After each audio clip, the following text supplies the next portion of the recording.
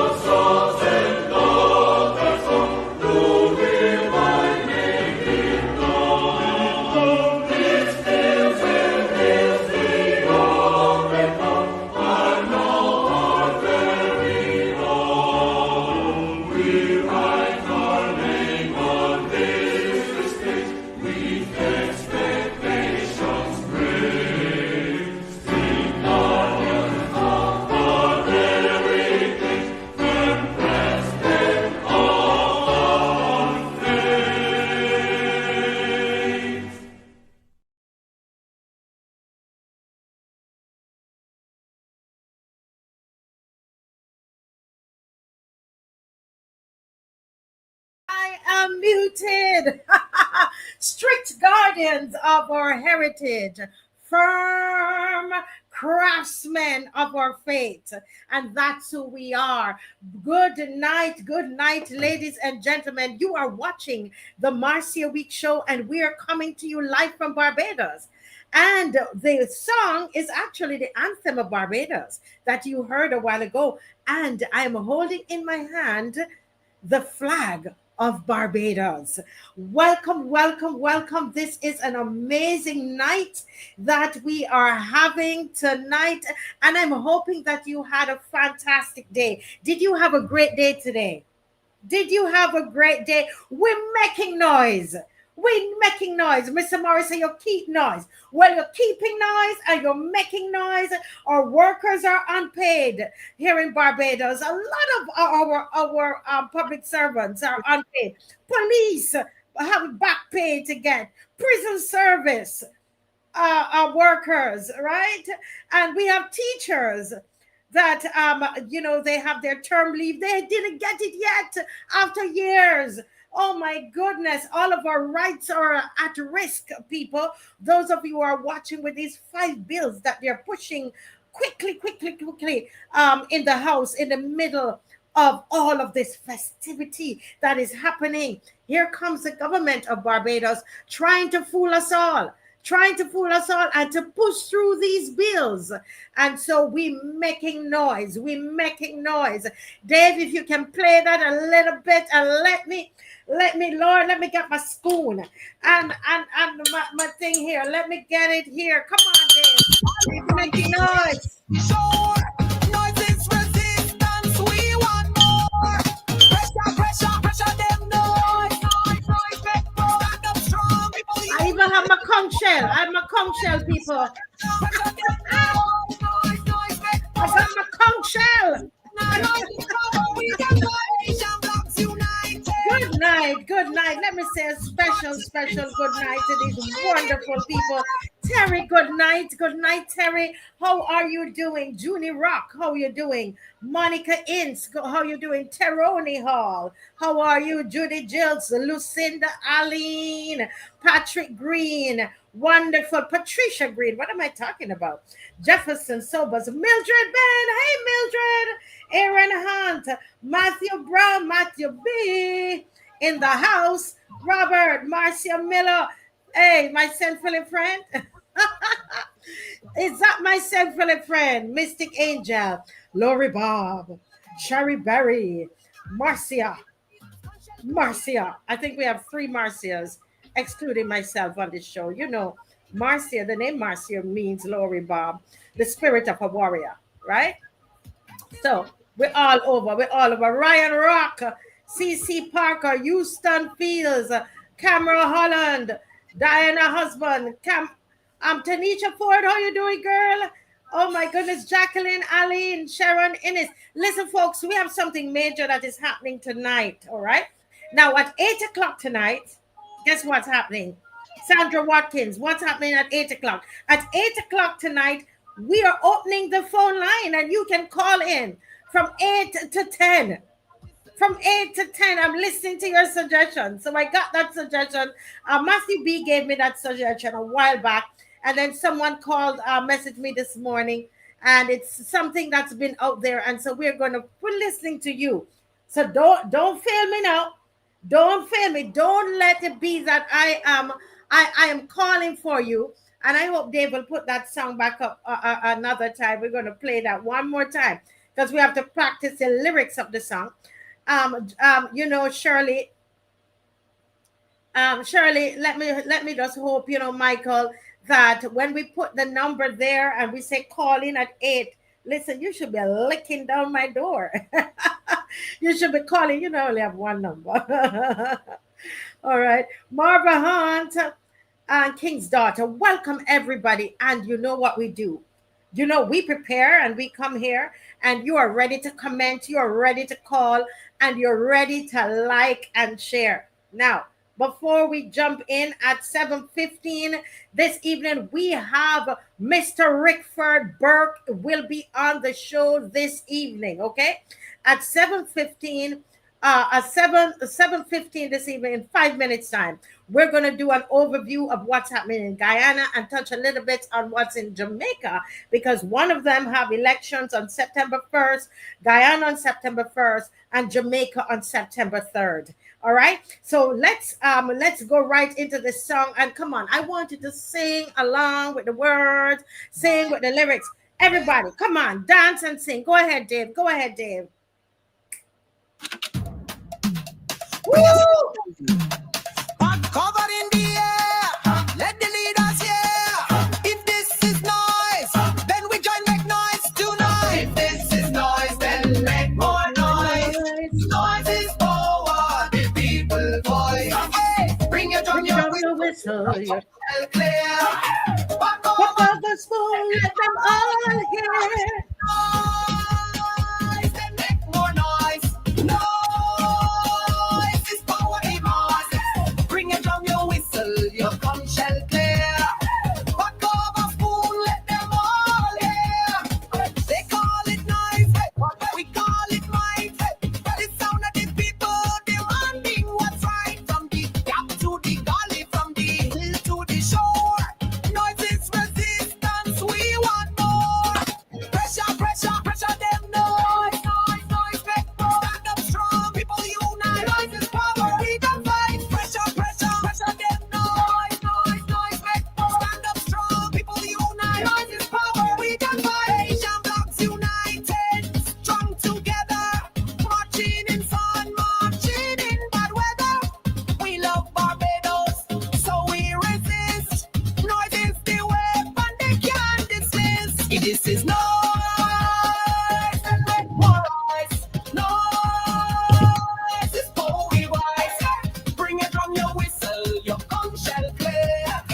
Back over spoon, let them all hear. If this is noise, then make more noise. Noise is poetry wise. Bring your drum, your whistle, your conch shall clear. Back over spoon, let them all hear. Drum in your hand, whistle in your teeth. Conch shall blow, feel the pressure beat. Back over glass, spoon strike the sky. Noise is the language, freedom reply. Noise, noise, noise. Beat them pot, beat them pot. Noise, noise, noise. This can't stop the people lot. Bad governance, yeah, all we got. Noise mash up silence in every town. From Kensington Marsh to Broad Street Square. Noise tell the leaders the people care. Fight is power, people is power. We rising strong in the final hour. Bring your drum, your whistle, your conch shall hear. Back over spoon, let them all hear. If this is noise, then make more noise. Noise is poor noise. Bring your drum, your whistle, your conch shall clear. Back over spoon, let them all hear. If this is noise, then make more noise. Woo! I love this song. Anybody loving this song? Who loving this song? If you love this song, let me see the thumbs up. Sweating. Look at me sweating. Yes, yes, yes, yes, yes. I am sweating, guys, because I am dancing up a storm in here. Yes, road march. Listen, how many of you going to try to learn this by the 6th? On the 6th of September. The 6th. The 6th. SIX. 6th of September. Saturday at 10 o'clock. We are going to be at Kensington. All right? That's where we're going to be. Right? We're going to meet right there at Kensington, the 6th. And let me tell you something. When you leave your house, right? Those of you leaving with your pot cover, bring a spoon. If you want walking with one of these, and why is it I can never remember the name of this skin? The scoop. I just remember it. Walk with a scoop. Walk with a pot cover and a spoon. Don't lose your spoon. Okay? Walk with something to make. No, you have a whistle? Who have a whistle at home? Do you have one of those noise makers? We are trying to get some of those noise makers, okay? We're going to get some noise makers. All right? So we have some noisemakers that we are going to have, and everybody we going down the road, because guess what? That's what the PM says. That all we're doing is making noise. So we just gonna make some more noise. We just gonna make the noise. If you got a whistle, walk with the whistle.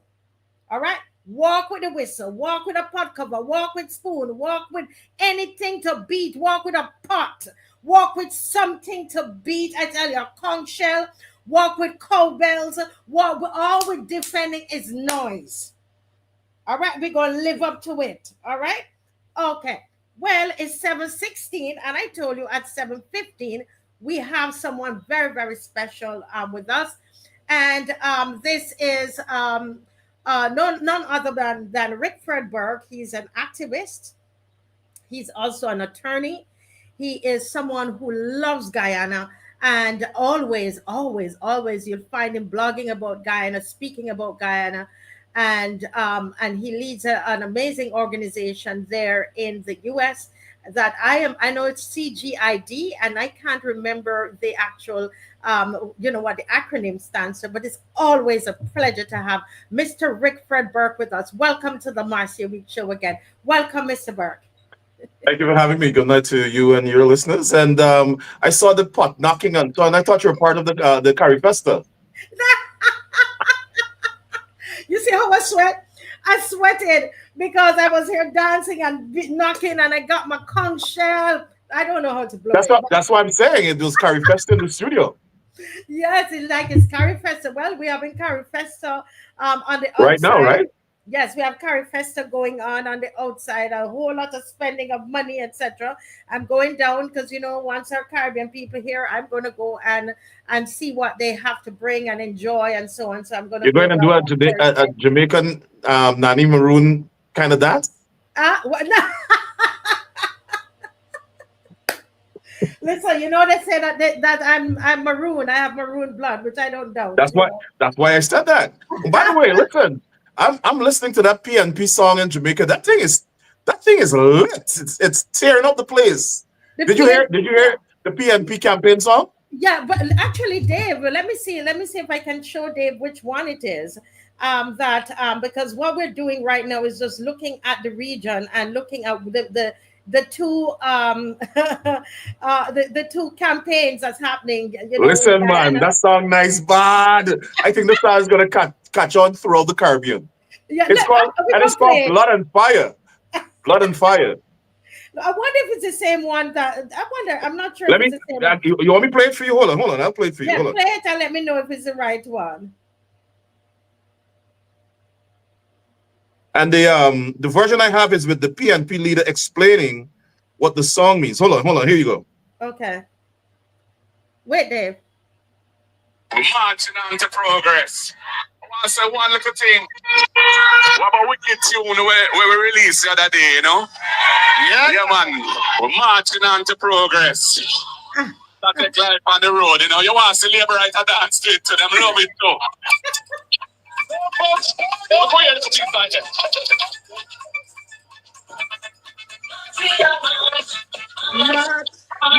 Yes, we got it. We're gonna play it.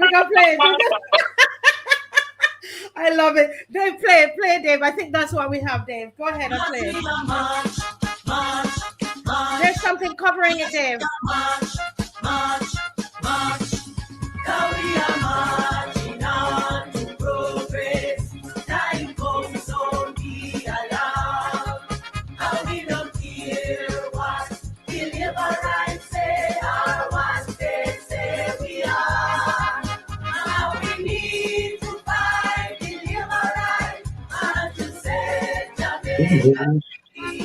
We are that fire for faith, and we march into victory. Everything that goes we are for build back better than before. Everything that takes away, we are for bring back. We are for set it right and restore. Time for peace of the pressure. Jamaica can't take no more. We are stepping out of darkness into the light, and Okay, Dave, we can close it off. Yeah. Listen, That listen. listen, that song is fire. That is fire. Yes, it is. I mean, I was playing it for Dave in the house. I said, Dave, listen to this. Only a couple nights ago, and I've been glued on to the elections in both countries, Guyana and in Jamaica. In Now, Jamaica. what about the songs in Guyana? What you going to share with us tonight? Which songs they have there that you like? I have no clue.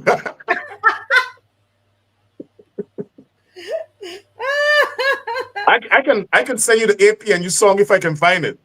Yeah, if you can find it. I have not heard the APNU, but I heard the wind Really? song. Can somebody No, who's looking send me the APNU song?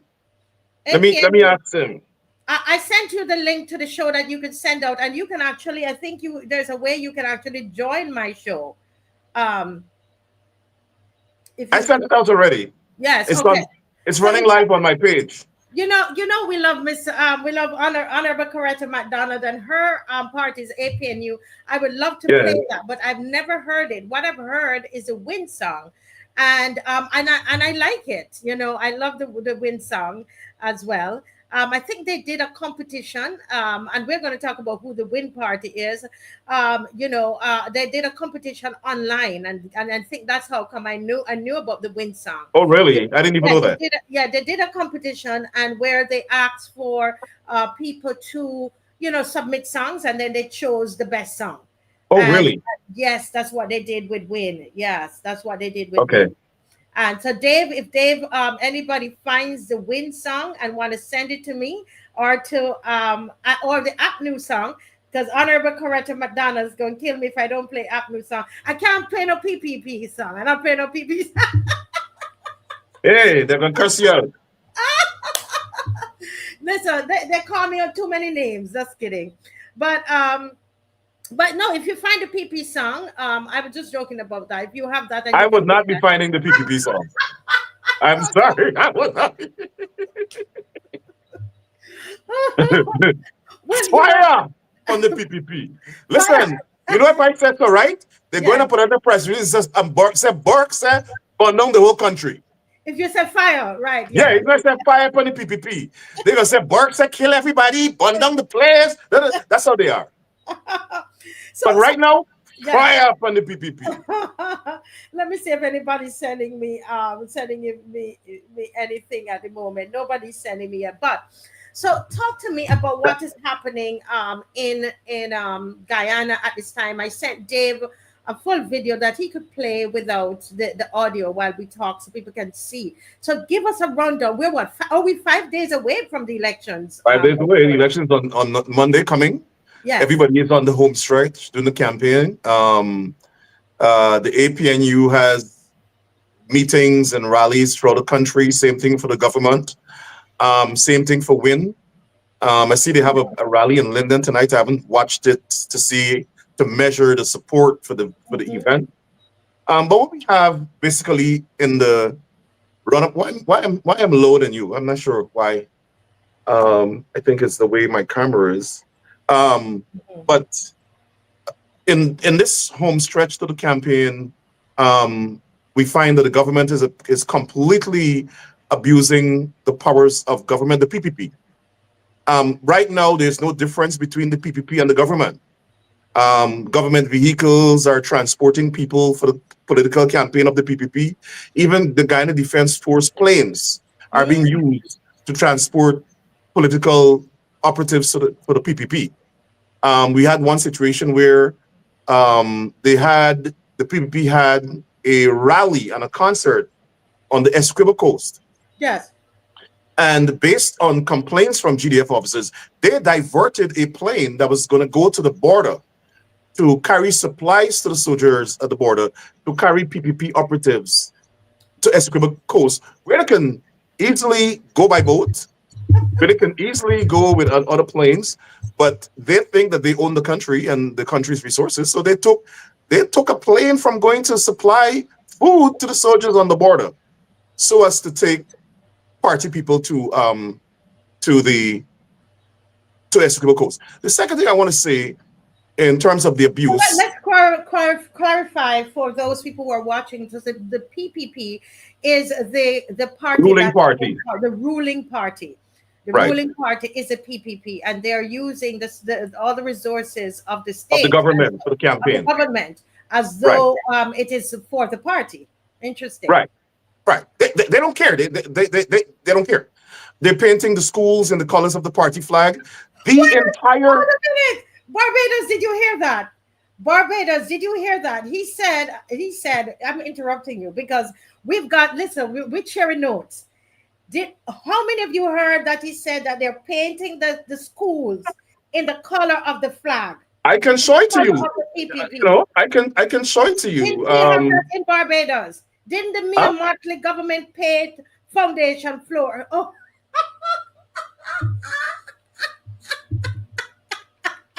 Right. In addition to that, the entire country, is littered with PPP flags. 10, 15, 3, 4, 5 on a pole. They're painting all the light poles in the party colors. Right? They want to show overwhelming dominance. Everything and every place has a PPP flag. The other thing they're doing is they are so the government gave out cash grants. And when they gave out cash grants, they demanded that everybody who receive a cash grant has to give the government their information. And since then, we've been warning people, the reason they want to do that is because they want to use information for elections. yes. They denied it. Now, they have been caught. They're using the numbers, and they have a government established call center where these people are paid by the government $10,000 a week. And they're calling everybody who got the cash grants, how many hundreds of thousands of people, and tell them vote for the PPP. And people are complaining that if they tell them no, they say, well, we got your information, we know where you live, and they're threatening people, voter intimidation. And one of the journalists today actually recorded the call and published it. I can send it to you for you to pay. As a matter of fact, let me send it. Because send it to me. Send it, because I saw it somewhere. Oh, I have it. Because you I have it? have it. Let me send it again to you, Dave. We have it here, and we really need to play this. When I saw this, again, we're sharing notes. For those who are watching from Guyana, welcome. Those who are watching from Dominica, welcome. Those from Barbados, you're always welcome. Jamaica. Now, why we need to share notes in the Caribbean? Because guess what, Rickford? We were given $300 here in Barbados in May, and you had to go in and get it. You see, and so here it is. Did they collect the information? Are they going? See, somebody saying it's the same thing. So we don't have elections here yet, but they Right. might plan to do the same thing, because she claims she's brother to your president, to Ali. Yeah, she's claiming she's brother to a killer. She's claiming she's brother to a killer. While you look at that, the other thing that they're doing is they're obstructing the opposition from conducting the political parties. They're using the police to do it. The police commissioner is a lackey, the most unqualified police commissioner in the history of the country, but they manipulate him. And in 2015, they got him to order. He was a commander in Linden. They got him to actually order that 3 protesters be shot and killed. They've done it again in Linden this year. They shot and killed one man, and when people started to protest, they shot and killed one of the other protesters. So this government has been using him to gun down black people. He's black. And so they could say, well, this is not racism. The commissioner is black. And so he and his police have been obstructing the opposition. 2 weeks ago, 2 Friday nights ago, they stopped the APNU from having a rally in Viedenhoop, and they asked them to move the stage to a corner by a stall where people sell mangoes and so on, rather than the original spot where the police commander agreed for them to put the stage, and it's like at a dead end. Yet So are you there's no saying that traffic. all the political parties are being disadvantaged by the police? Right. And The- when this, I see the same thing with Win. They have Mhm. been complaining that every part they apply for a permit to have a rally in Region 2 has been denied. Um, they decided now to go and keep a rally on the beach. Wow, They're wow. doing a rally on the beach sometime this week, and they're doing another rally on some other beach sometime this week. So, so that's what they're doing. The PPP is acting using the police. Last week, I saw that the Win presidential candidate, and I'm not a spokesperson for Win or neither am I supporting Win, but the PPP is a threat to democracy, and that's why, as the head of CGID, I'm pointing this out. Um, the young man was going for a rally in Barbados, Region 6. They Yes. stopped and detained him for 2 hours because they said his license plate was not properly displayed. And when they thought the people would have left after 2 hours, he drove to Barbados and the people were still there. So what they're doing is acting desperately, the government. You can see it. I'm not sure what the other parties are experiencing, but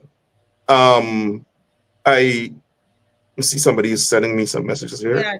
While you look at that, while you check for that, as Patrice Green is saying, I hope Bajans are listening. So all that he said tonight, remember we talk about painting the school the color of the party. We've seen that happen where they did that. The right here in Barbados, that was done.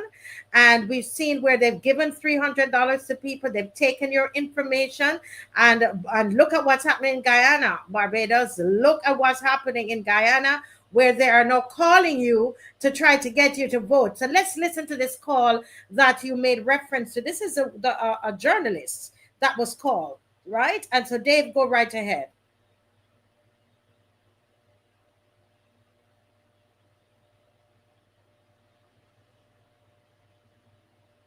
As we wait for it to start, guys, please like and share. Go right ahead, Dave. I'm calling on the behalf of the PVPC. This is Miss Johnson speaking. Now, I'd like to have your honest opinion about how the PVPC has been doing this country for the last 5 years. Is everything okay? Do you have any objections? But how did you get my number? Because it's on the list, sir. What list? Well, I guess you would have received your $100,000 cash grant that was shared last year and early this year. Uh-huh. Yes, I guess that's why it's on the list. We're just doing the procedure. Okay, and so you're calling from where? I'm working with the PVPC in the call department. And you're using data from the cash transfer to call me? Yes, this is the phone that they would have provided. But you know that would be illegal using that data because that data was shared with the government, not with a political party. I don't know what is going on. I'm just doing my job. Yes, I'm calling on the behalf of the PVPC. This is Miss Johnson speaking. Now, I'd like to have your honest opinion about how. Wow. This is serious. 1 second. We had muted you so we didn't have an interference. So continue. Go ahead and repeat what you just said. No, I'm saying that's a very serious issue. All of people's data is now in the hands of the ruling party. And as the young man said, that seems to be a crime. They stole people's data. And I'm not sure why somebody don't file private criminal charges because the police is not going to do it. The police is a But when wholly owned let's stop, subsidiary of the let's stop a government. little bit because some people, a lot of people just joined. So let's explain because some people might be thinking nothing is wrong.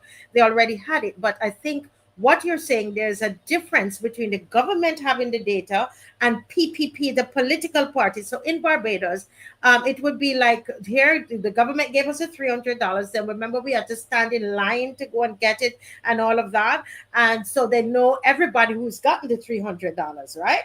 And then the Barbados Labour Party now uses that information to call the No, citizens. you're missing a process. The Barbados Labour Party, we're just doing a hypothetical. Let me not use Barbados because I don't want people to say I'm implying something for Barbados. The ruling party of Guyana Yes. then stole that data, people's personal data, from the government computers, and they have it in their own computer, the party's computers. That's a crime. I am pretty sure that's a crime. And they're now using the data for political party purposes. That has to be a criminal offense. And if I were one of those persons that they called, I would go and file an injunction and stop them from using that data. And they must explain to the court how they got that data. But as we said before, the government, the PPP is operating like they own the government, they own the people, they own the resources of the country, they own the money. The Carter Center just issued a report chastising the government for using government resources to campaign. The Carter Center. Explain to us who's the Carter Center. So the Carter Center is a United States organization founded by former US President Jimmy Carter. It does international affairs, and they also do some humanitarian and philanthropic work, but they also monitor elections around the world. And from 1992, they have been monitoring elections in Guyana and pronouncing on the fairness and transparency of the process. And they issued last week a pre-election report. And in that report, they condemned the government for using, not condemned, but they criticized the government for using the PPP, for using government resources for the campaign, money and other resources. They also condemned the banks, criticized the banks for closing the accounts of win candidates and said that nothing in the OFAC regulations or sanction rules require them to do that. And we were told that the banks decided to close win candidates' account on pressure from the government. Can you pause there again? Because we're not Guyanese, so not everybody is following, right? So I'm doing it deliberately. So explain to us what happened to these win candidates. Break that down for us. Okay, so the leader of the win party, We Invest in Neighborhood, is Azuddin Mohammed. In June 2024, the U.S. Treasury Department, through OFAC, sanctioned him for alleged tax evasion and gold smuggling. Now, under U.S. law, once you're sanctioned, anyone that does business with you, directly with you, can also be subjected to U.S. sanctions.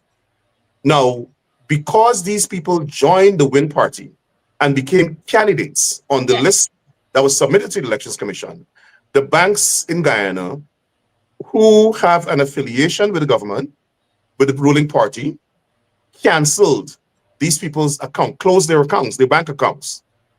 And the government was very adamant that they did it to comply with OFAC sanctions. OFAC itself issued a statement saying, unless you're doing business directly with the sanctioned person, you're not in jeopardy or risk of sanctions. And then the Carter Center came out and said that they're misinterpreting the OFAC sanction rules, and they are over complying, they're attempting to overcome. But that's not it. It was political. The government is trying every avenue it possibly can to diminish, obstruct the democratic process. And they're using the fact that this young man and his family, his father and his family business was sanctioned to do it. And it's undermining democracy. If wasn't him, if the main opposition party was such a threat to them as well, and they would have found something else to use to obstruct. They feel that they must have one party dominance in the country, and they get away with it because Guyanese accept it. We're the most docile people, Black people mostly, because that's who they harass in the world. And in this case, Azuddin Mohammed is East Indian, but they particularly trample on the rights of Afro-Guyanese. Now, I want to point out something, and I am very serious in what I'm saying. Throughout history, the ruling People's Progressive Party has trampled on the rights of African Guyanese.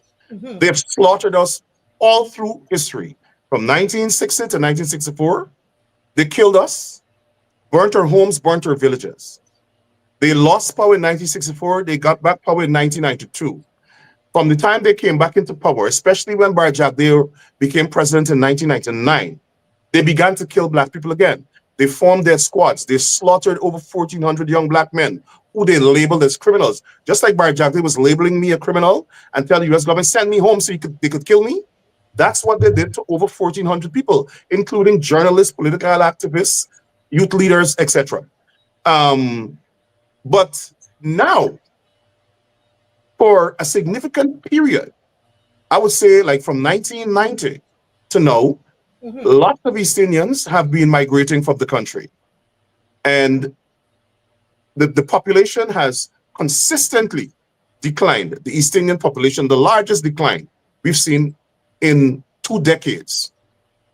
And so now, like for instance, in 1990, it was like 48 to 28 or something like that. Now, the East Indian population is like 32 and the African population is like 30.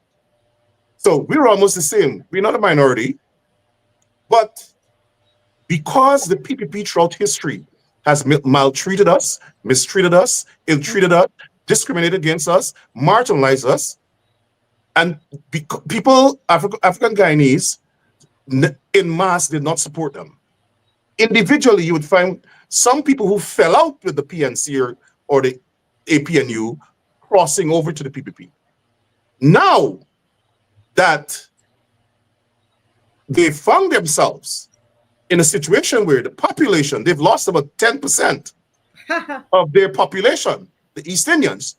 Now they know that, oh my goodness, those Black people that we thought were Negroes from Africa, that we marginalized, we need them. What they call you hungry belly. They even call me those hungry belly. Exactly, and the N-word. They proudly call us that, and the PPP never condemned it. You cannot find one piece of news item or a statement from the PPP condemning that. They condoned it. That's truly, genuinely how they feel about Afro-Guyanese. And what they've cleverly done is inculcate in their people that anybody who criticizes and denounces their racism is a Black racist who hates East Indian. Well, you see, me not care what them say about me, right? I am going to continue to condemn their racism because they're racist. It's ingrained in them. It's congenital. It's part of their DNA in the PPP. They train their people to hate us. So now, rather than having a come to Jesus moment, rather than say, listen, Afro-Guyanese community, we've mistreated you guys, or you guys perceive that we have mistreated you. However you interpret it, we apologize. Yeah. We know that under our government, you lost 1,400 young Black men. However we know that some of our activists killed people in 1964. We know that you're angry with us. Well, we ask for your forgiveness and let us work together now to find justice where it's needed and build the country together. No, because them don't think that we deserve that. They don't think we deserve justice, right? So what you think is their approach? Dash little money and get them and tell them, come vote for we gonna make your life better, and we gonna get $2 contract and $3 contract, but send you for go read, we drain and so on. Listen, it is almost like they have read the playbook of the Atlantic slave trade. They pick out a couple of Black people that they give contracts to, or that they promise positions. Some of them they pay. And they send them to the Black community and tell them, go bring Black people to the party. That's why we call them slave catchers. Because back in slavery, some of these tribesmen and chiefs were paid by slave traders and slave owners to go and catch their fellow Africans, and they brought them back and they sold them, right, to slave traders. That's exactly what some of the black folk in Guyana are doing. Now, So, well, finish and then I have a question. let me finish the thought. Yeah. I am the first to say that everybody has a constitutional right and a moral right to select whatever political party they want. I agree with that. But I am particularly contemptuous of the black people joining the PPP because they know they have been on the side with us calling for justice. They have been on the side with us demanding justice for Adriana Young, demanding justice for the Henry Boys, demanding justice for the 1,400 people killed, demanding justice for Ronald Waddle, demanding justice for Courtney Camuing. They have been with us in the campaign. What has changed? The only thing has changed is that the PPP has gotten oil money and they're flinging it around. Now, what you're telling me is that you now embrace the murder of Adriana Young and the cover-up. You now embrace the cover-up of the Henry Boys murder. You now embrace extrajudicial killing. You now embrace a genocide against your own people. It is unacceptable. It's an abomination. And that's why we call them slave traders. Sorry, slave catchers. Slave catchers. No apology. Listen, as you mentioned the Henry Boys, and I got really sad. I'm also sad for Adriana. Adriana Young, her case got, I would say, regional support, and in a little bit outside of the region. But the Henry Boys did not get that amount of support, and that's something that I carried it on my show because I knew that it's not something people are not going to talk about it. And these young men died and there's been no justice for them. They were slaughtered and they tormented their families. They tormented their families. And the police at every stage, look at the pattern. At every stage, when African Guyanese have been murdered under the PPP, they use the Guyana police force to cover it up. Or they use the Guyana police force to quell and put down dissent. And that's why there's so much anger in the country. Let me ask you, has it been proven that they were East Indians who killed these Henry Boys? But yeah, we know who killed them. They've just never charged. They're PPP supporters. As a matter of fact, one of the young men allegedly involved went and shot up the Henry home. Yes, and the police did nothing. I remember reading that they terrorized the families. Yeah. One of them owned a big business in Guyana called Jumbo Jet something, auto sales. One of them who went and shot up the Henry family's home allegedly is somebody connected to Jumbo Jet. Nothing has ever happened. No, I can't say for sure that Jumbo Jet, this person connected to Jumbo Jet, actually was a perpetrator in the slaughter murder of these men. I know for sure that the family told me, the mother told me that someone connected to Jumbo Jet, a son or somebody, drove by her home and fired shots at it. Nothing happened to them because these are all people who finance the PPP. This is sad, and anybody who is watching, you're not from Guyana, I'm going to ask you to go and search about the Henry Boys, and you will see how those boys died, and it's really, really sad. And someone said in the comment section that you're always talking about race, but if you listened carefully to what Rickford was saying, he was saying what is needed is an acknowledgement. It's an acknowledgement that this has been done. And I think for most Black people, or most people who've been hurt, if there could just be an acknowledgement that this has happened and we are going to move forward, we're going to take the country forward, instead of throwing some plaster on it, giving the people some money, or whatever it is that you do. And this happens to Black people all the time. A lot of time, just say, listen, this is what happened. We recognize it. We want to build a better Guyana, because you need each other in order to do that. Well, I went to cut my hair at a barber here, and there's a Guyanese guy and a wonderful guy, and I won't call his name. and he started to talk to me about Guyana and about elections, and I was surprised because he's a young man. And you know what he said? He's a black guy, young black Guyanese guy, and he says, ma'am, I for the first time I'm excited about politics. I said, really? That's interesting. He said, I'm here in Barbados, but I'm excited because of Mr. Mohammed. I said, Mr. Mohammed? He says, yes. I said, you mean the man that was sanctioned by the US?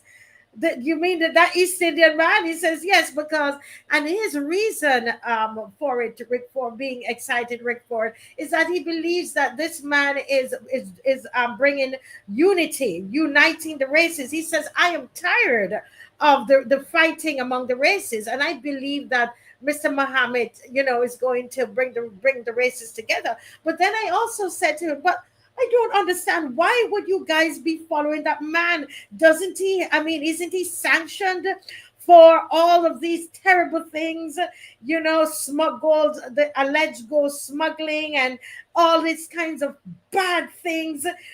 He's wanted. He's like what they're considered. He's wanted by the U.S. Why are these people running behind him? And why both black, East Indian, and also the other, not Carib, what do you call them? The other one, the other race. The Amerindians, the indigenous. The indigenous people, they all love this man. What's going on with this man that is accused and wanted by the government of the USA? What's going on?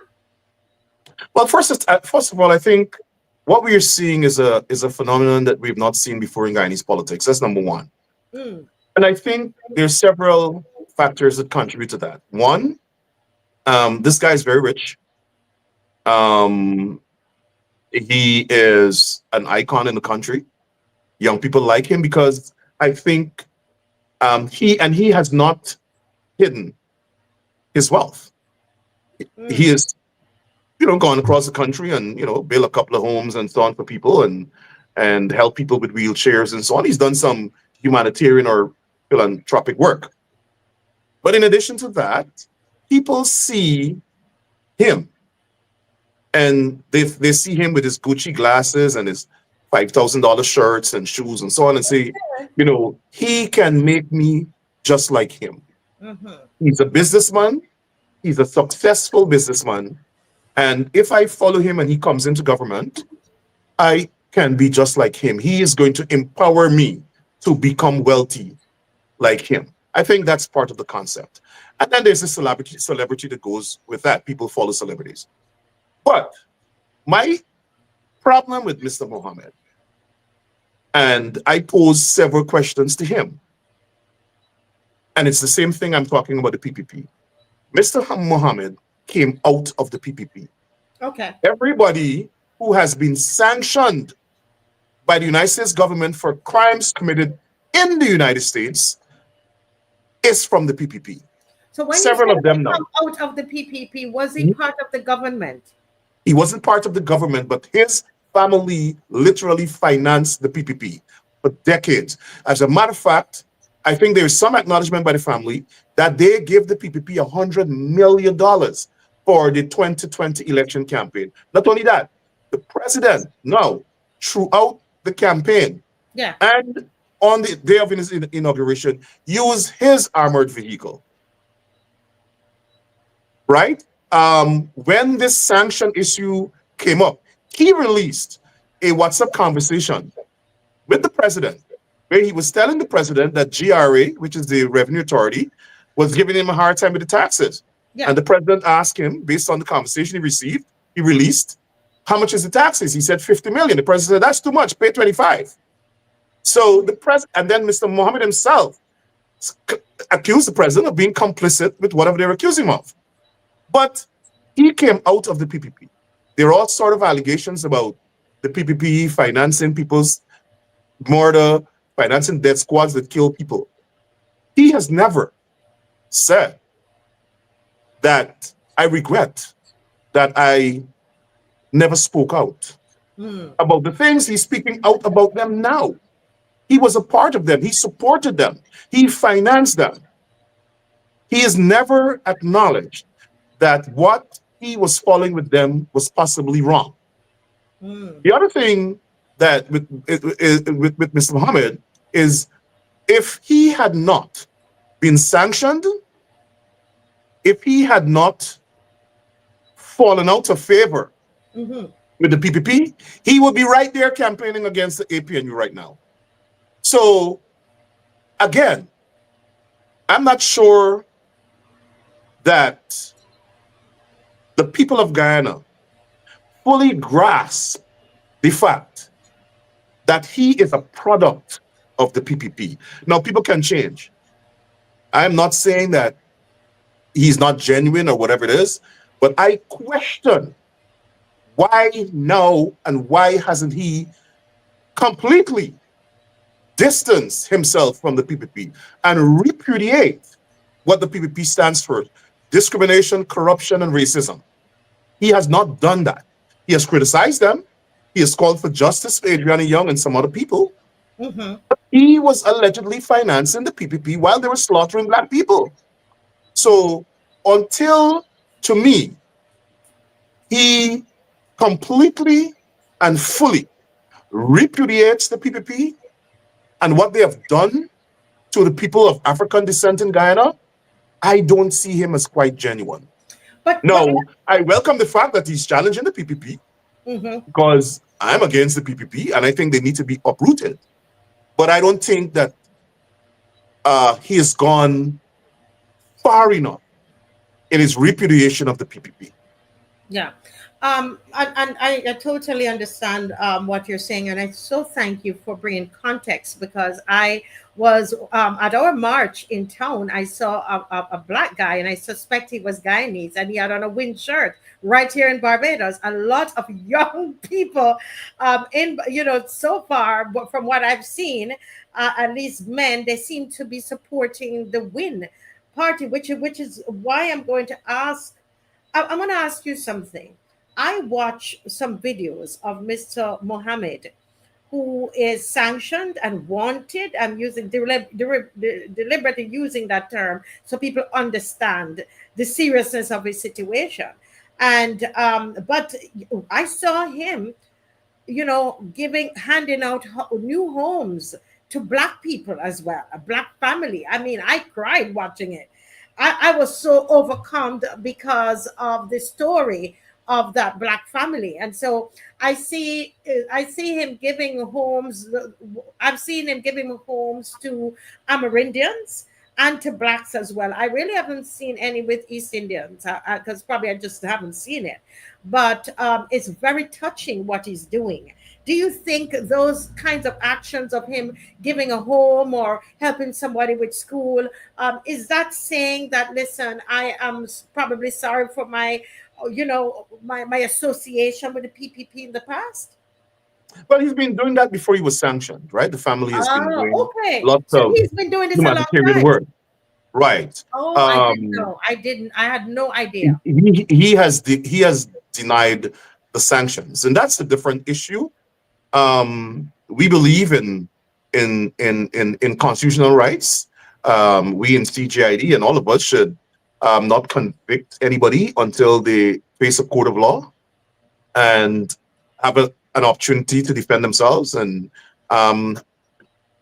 judged by a jury against what the allegations are and found guilty, and then we can condemn them. So I'm not going to go there. My contention is that had it not been for the fact that he fell out with the PPP, he would not have been speaking out against them. And that bothered me. That bothers me deeply. It's very worrisome to me that now that you are out and you are witnessing the hand of discrimination Mm-hmm. that many political opponents of the government, the PPP, face for decades, and that they perpetrated against Afro-Guyanese, Amerindians, and some East Indians who don't support them. He was aware of that. Mm-hmm. And as somebody of alleged principle that he's now putting forward to the country, why hasn't he ever spoken out about it? Why didn't he well, for most of the time when their squads were operating, he was a child. But from the time he became an adult, there were several people who were killed by the government, killed by the PPP, several acts of discrimination, them coming into the diaspora, attacking people and so on. He never spoke out against it. I want to know why. I wanted explanation. The people of Guyana deserve an explanation, and he has never given one. And so I think that could be hampering some support. But like I said, it's a phenomenon. And the Win Party has the potential of creating a unity among all the races that before has not been seen. Wow. We must acknowledge that. Let's pause and think about that, everybody. What you just said, and that is what I am seeing as I keep watching it. I'm seeing this is a potential here. That's deep what you just said. Of uniting Amerindians, Blacks, and East Indians. Wow. Apart And from, I think go ahead. I think some of the reasons are the other two parties are stuck in the past, right? The old tactics, the old way of campaigning, the old dictatorial, well, not in terms of the APNU, but for the PPP. This dictatorship way we can tell you what to do. Right. The means of communicating, the methods of communicating, the methods of campaigning. They're outside of his celebrity, outside of his humanitarian work, they're changing the game in terms of how they communicate. Talk to me. How is that? Because that's a question I was going to ask you. What is causing this change? Because that's earth shifting in Guyana, of all these races coming together. There's something that is shifting. What is causing it apart from the money, unless it's all the money? Tell me about the strategy. Well, it has a lot to do with the money because he's giving people money. He's also on the government is doing it. He's doing it on the campaign trail. They're giving people who come to these rallies. They're giving them incentives. They're giving money. They're giving hampers and stuff like that. But outside of that, they're campaigning on the ground. They're also using social media, primarily social media. And I think that's the game changer right there. They're excellent with social media. Also, but the PPP is using social media. That's what, yeah, but I think Win is beating them at the social media. Okay. The social, and also the PPP is unpopular among some East Indians. The corruption. And this is one of the things that I'm talking about. Mohammed has never condemned the PPP for corruption, even when he was when he was with them, and he knows that. So why now? But let me go on to what I'm saying. Part of the other aspect of his campaign is the logistics. His logistics is on point. He has the ability to bring out all of these people from the riverine areas, coordinate the boats. He's banned, the government has pressured every airline not to fly him and his party members. So they can't fly. Yes, they can't use any commercial airplane in Guyana. So they have to take boats, and they do it. They get, if they don't take boats, they drive. They get all to the Brazilian border driving. They get to the Venezuelan border by boats. They do it. And to me, it's good for democracy. We can't leave those people behind. And that is what has been happening for the longest while under this government. Now imagine, this is 2025, and you can't jump on a bus or something and drive to the Brazilian border. No, you got to go through some trails and some roads that look like a canal. I saw one of the APNU candidates, Sherrod Duncan. He was standing in a hole in the road that was waist deep. Somebody was saying, why the hell is he in there? He's going to get an infection. Waist deep. So these people have been in there for 5 years. Prior to that, they were in there for 23 years. So 28 of the last 34 years in Guyana, the PPP has been in power. And up to now, we can't get a good road to drive, a bridge to drive across. So it's I'm not sure. And listen, the government withdrew close to $6 billion from the Sovereign Wealth Fund, Natural Resources Fund. When last I calculated, all of the projects, the roads, the new Demerara Harbor Bridge, came up to less than $1.5 billion. Where is the rest of the money? Where is the money? Wow, this sounds like what we're asking in Barbados as well. But back to, I'm very curious about this man's what he's doing, because you're telling me that they banned him from all commercial flights, and so what he's doing, he is going by river. His man taking boats and going to these Amerindians. I've seen Guyanese saying that some of these places he's going to, they've never heard of it in their lives. And he's going out there to talk to the people. And when he gets there, they bring out all the cultural, all the what do you call it? The cultural garb and the cultural celebrations. And, yeah. Celebrations is a word I'm using. They normally do that with visitors to their settlements and missions. Yeah. Oh wow! So do they normally vote? These are Amerindians, or they normally vote? Yeah, they vote. Wow! And do vote.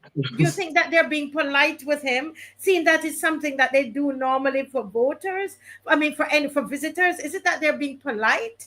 Because no, I've never seen them mobilize like this. I've never seen them mobilize like this. And we have to commend the Win Party. They can mobilize. They can mobilize. You're right. Some of these places I've never heard of, and I'm from that region. I'm from Escribo. But he's a miner. All of these places have mining lands, and so his family has been in mining for 40-something years. Right. So they know these areas. In addition to that, I think there is something happening in the Amerindian community where they feel that they have been left out of development of the country for so long. Yes. They've been left out of the discussion in the country for so long.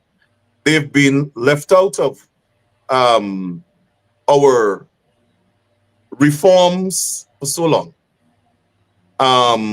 They have been left out of the development and modernization plan for the country. And now they probably find somebody, apparently, that they can trust, who is going to them in and not probably lecturing to them, but probably listening to them. And promising to incorporate whatever their concerns are and their suggestions and recommendations are for the upliftment of their lives and their communities into the National Development Plan. And so again, it seems to me too is how they're communicating, and so we see Amerindians gravitating to him and to meet the largest amongst in terms of historic participation. I've never seen this level of participation in the political process in the elections from the Amerindian/indigenous community. Wow. So as somebody is asking here, if WIN is a product of PPP, somebody from Barbados is asking, will they not cut PPP votes? Don't you think? Well, I'm not sure if WIN is a product of the PPP, but Azuddin Mohammed came out of the PPP. Yes. Now, WIN is made up of lots of other people.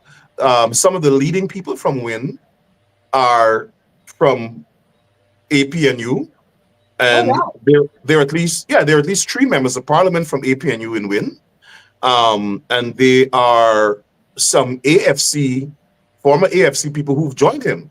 The regional vice chairman for Region 7, which you would call a state, like the lieutenant governor of a state of the United States. That's Region 10, which is the Linden region, which houses the second largest tongue in Guyana. The vice chairman for that region is a part of Wind. That's where they have a rally tonight. I'm not sure of the turnout there yet. I haven't seen anything, but so they have Wind encompasses the people from all All of the over. political parties, Wow. and they Wow. are eating into the PPP. They are eating into the PPP. I think they're eating into the PPP support at a greater level than they're doing with the APNU. Mm, mm. Because at one stage, I was hearing the PPP supporters, they were getting very concerned about that. And I heard them saying, that he is in collusion with the APNU, with the leader of APNU. And so you hear that kind of talk that there's some, they've worked some kind of pact between them. Do you believe that? Well, let me tell you something. The first thing, let me disabuse your listeners all around the Caribbean. Never believe anything the PPP says. Never. They're the most dangerous, mendacious people in the Western Hemisphere. You hear me? They would make up anything. They would go and put out something tonight and say, Marcia was seen fighting with her husband because the husband caught her at Christchurch Bus Park with another man. That's the PPP. You can't believe anything they say. So I completely dismiss that. I don't believe anything the PPP says. I don't even think the international community believes anything they say. What's happening with APNU? Because I mean, I don't see. I see them, and their rallies are also very big, but their presence on social media does not seem that strong. Is it that their presence on the ground is strong, or is it is it just that they're not into social media? Well, I'm seeing them a lot on the ground. In terms Okay, of social media, I think you might be correct in your assessment. They're on social media, but I think they seem to be more concentrating on the ground. On the ground. So that might be their strategy, because that's why I asked you that question, because they've been up new, they've been at this for a longer time, and they understand it's not just getting people all excited, but it's getting them out to put that X, to vote. And I notice that Win has a lot of young people. Will the young people actually go out to vote? Well, about 54% of the electorate is below age 40, between 40 and 18. Ah. And the younger you get in terms of the electorate, is less likely they tend to vote. Now, young people, in my experience, both in Guyana and here as a political operative and a political strategist, vote based on inspiration. If you inspire them to vote, if you give them a reason, or if they're campaigning for a cause, be it an end to domestic violence, be it more opportunities for young people, be it more jobs, be it more participation in the political sphere. Once they have an issue and once they are inspired, they go out and vote. And I think it's a misnomer to say that young people don't vote, because they vote if you give them a reason to and if they're inspired to vote. To me, I'm seeing in this election that young people on both sides have a reason to vote. The reason on the opposition side is that I don't think young people can bear 5 more years of victimization, marginalization, corruption, the personal use of government resources, racism. Yes. I don't think the country, and lack of opportunity, I don't think young people in Guyana can stand 5 more years of that. And to me, that should motivate them. Now, which party is motivating them more on the opposition side? we'll know in 5 days. But I can see the APNU has a lot of young candidates. Yes, they do. I hope that they will give them an opportunity to grow and blossom into national leaders. That has been one of the issues with the APNU. On the WIN side, they have a lot of young people too, and the WIN support base is very young. So it's left to be seen if these young people are going to turn out to vote, and I think they are. I think they are. You were telling me about a very promising young man that the APNU has. Tell us a little bit about him. I'm not sure what they have a lot. Okay. You were saying he was a fantastic speaker. That's probably Viceroy Jordan. I think Viceroy is a very good speaker, but they have some more. I've seen young Corbin. I've seen attorney at law Dexter Todd. I've seen attorney at law Ron Daniels. These are all young people now coming into the political process. Some of them I don't know, but I recognize some of them. Viceroy is not that new to the party. Viceroy, he's from Region 5. And I think he's a vice chairman of the party as well. But Viceroy is a dynamic speaker. They have some more, like, I've said young Corbin, Dexter Todd. I'm sure they have some females.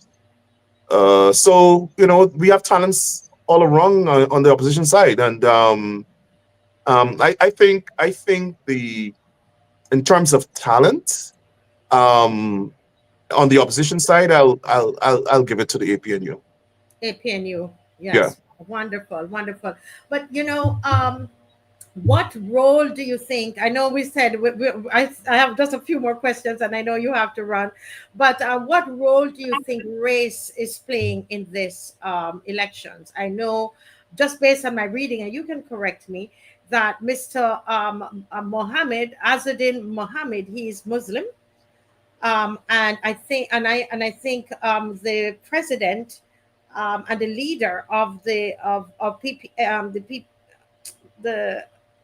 ruling party is Muslim. PPP. The PPP is Muslim as well, and I don't know of the others. What role does religion play in this? I'm not sure I'm sure it plays a role in terms of the PPP. The PPP has captured the support of the majority of Muslims, East Indian Muslims and East Indian Hindus in the country. There's no question about that. In terms of the role of race and ethnicity has always played a role in the but not necessarily religion. Not necessarily religion, but ethnicity. Okay. Well, the religion side, Christians, the majority of Christians support the opposition, and the majority of Hindus and Muslims support the PPP. There's no question about that. That's just factual. In terms of race, though, from the beginning of time, since independence, Indians have supported the PPP, and the blacks have supported the APNU. The APNU PNC. Now, in the 60s, because we had the larger number of East Indians, there was a party called United Front, mostly of some upper class blacks and Portuguese. They supported that party, United Front. And in 1960s, UF merged with the PNC to beat the PPP. So anytime you have a coalition of interest, the PPP is beaten. And that's why I was so disappointed that we didn't have a coalition in the opposition. But I want to highlight something. Yes. I noticed people from the government have been saying that this election will break the back of racial voting. Here's why they're saying it. Because they're making a pitch and they're inducing black people to vote for them. But you're not seeing East Indians coming over to the PPP, to the PNC, in any large numbers. Now, if you want to be honest, that's not breaking the back of racial voting. That's not breaking the back. That is inducing black people to come and vote for the PPP. That's what it is. If you want to break the back of racial voting, go into your communities and tell the East Indians, vote objectively. Look at our plans. Look at our plans. I And paused judge because for I yourself. want, No. I You know want what to bring, Barjack there went into the East Indian community and said? The black people in the army and the police force will come and kick down the Indian people door and rape them and kill them. That's what Jack Dale said. So what he believed is that black people are criminals. so you're saying in the APNU, you don't find East Indians joining and going to vote in No, you that. have. You have. But you're not seeing people leave the PPP, East India. I In got the you. numbers that you're seeing, they're quoting blacks to come over and Come on, I claim got that you. that is breaking the back. Right? It's hypocrisy. Yes. They want the black people to come to them, and they call it breaking the back of racial voting. But you let one East Indian from the PPP decide to go over to the opposition. They're going to try to kill them. They'll vilify them. They will smear them and their family. They will block them from everything in government, everything in the country. That's how they are. Like what they're doing to the Mohammeds. How Yeah. dare this little Indian boy go there with those black people and campaign against us? That's how I see it. That's their view. I want to ask people because I see what's going on. Listen, because you know they come to attack the show. So That's fine. Bajan people, I want you to like the show, all right? Because when they go and they start to, I know when the algorithm is being affected, I can see it. So everybody just like the show right now, please, because there are people that are complaining to YouTube about this show right now. I can tell you it is happening, and I see some of it. They started in the comment section.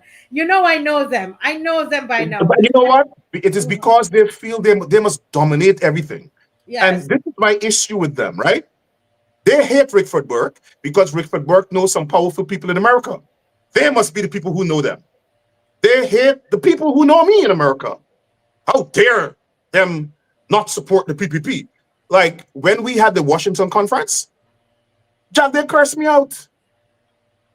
And Jack Dale sent Ali and a delegation of ministers to go to Washington. They spent 60 million Guyana dollars to send government ministers into this country to discredit me so that the people in Washington would listen to me.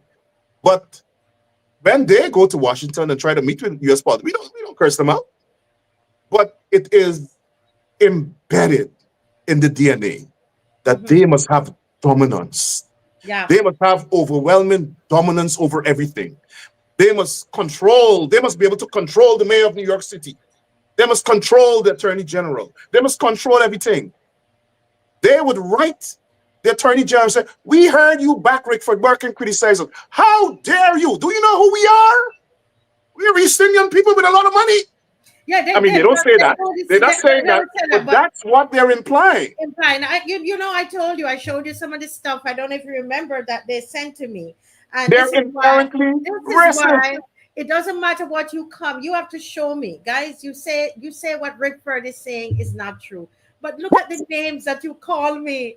Oh, come on. You call me all these names. You write me. And some of you, I had to block you, remember? So, you know, and some of you right now, you're reporting the page because you don't want this to go out. And it's because you know why? Because this program is being aired around the Caribbean, and they don't want people in the Caribbean to hear how racist they are or how manipulative they are. Let me tell you this. I was on a show, and I was talking about the government of Guyana sending a police officer to my house with an illegal gun, as far as I'm concerned, to threaten me and to allegedly serve me with some court paper saying I must go to Guyana because I criticized some Indian man with something. Listen, the people were calling in the show to say I am lying. The people show a video. The Chief Justice ruled on it, and they still said it did not happen. Yeah. Delusional. They are completely delusional. As a matter of fact, they're not delusional. They're completely mendacious. They're completely dishonest. And they believe that dishonesty must guide their politics. But you The know, Attorney General of Guyana Mhm. wrote the United States government 4 times on Government of Guyana letterhead, wrote to the Attorney General of the United States that Rickford Burke is causing widespread violence throughout the length and breadth of Guyana. That I could show you the letter. Widespread violence throughout the length and breadth of Guyana. That Rickford Burke is staying from America and extort multiple East Indian businessmen throughout Guyana. This man in any other country would have been disbarred. They thrive on lies. They're dishonest. They're mendacious. They do not deserve to have government power. And anytime they come out of government, the Guyanese people must make sure that they never get back into power. They must put them in jail or chase them out of the country in exile. They cannot have government power. They're dangerous. They're dishonest. They're deceitful. They're corrupt. But Rickford, because somebody listening to this might think that all East Indians No, in I'm not talking about East Indians. I'm talking about those in the PPP because there are East Indians. That's why I wanted to make that clear because you know I've met some wonderful East Indian people, and I mean you can see. I'm talking about the PPP. I'm not talking about East Indian people, and that's what they do, right? They try to conflate PPP with East Indians. So when you condemn the PPP, they go and tell them you're condemning East Indians. Right. I'm glad we made that. Yeah, I'm talking about PPP because there are East Indians in the opposition that are being persecuted, victimized, marginalized as well. But I'm talking about those guys in the PPP. And I make no apologies. I watch this camera, let me say it to the Caribbean. I make no apology because I have the evidence. They are racist to the core. They have no respect or regard for people of African descent. To me, they train them in the PPP to disrespect us. I make no apologies for saying that. So when I see people of African descent accepting incentives to go over to join these people, I feel it's an abomination because they're demonstrated to us that they don't care about us. They want to use us politically for their benefit, and then they kick them to the curb. You look and see what they'll do to those guys. Right now, joining the opposition platform is a previous PPP African Guyanese minister by the name of Dr. Henry Jeffrey.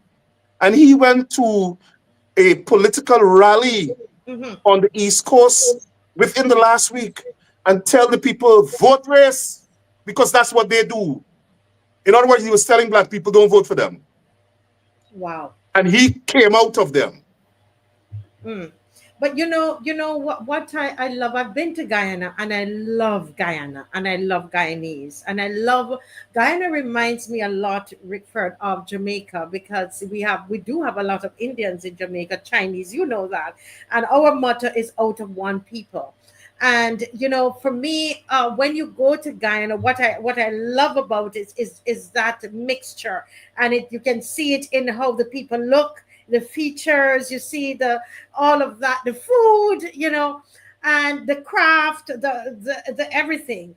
And so my dream is to be able to truly see a one Guyana where all of those, everybody come together, the Amerindians, the East Indians, who are wonderful people, you know, the black Guyanese, you know, come together because the Guyanese possess such great work ethic.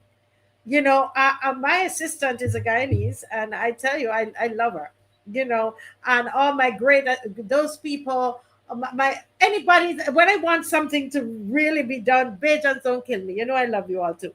But Guyanese people, and not even Jamaicans, Guyanese. I'm going to be bold and say it's the truth. Not even Jamaicans.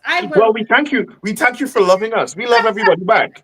But that's why it's so important. I'm saying this to say, even just based on your work ethic. It is so important that Guyana is able to come together as one people. You will still be different races, but just be able to accept your differences, appreciate your differences, see the beauty of the East Indians, the beauty of the Black Guyanese, and the It is not Amerindians, you know? Marcy, let me say, it is not the East Indians.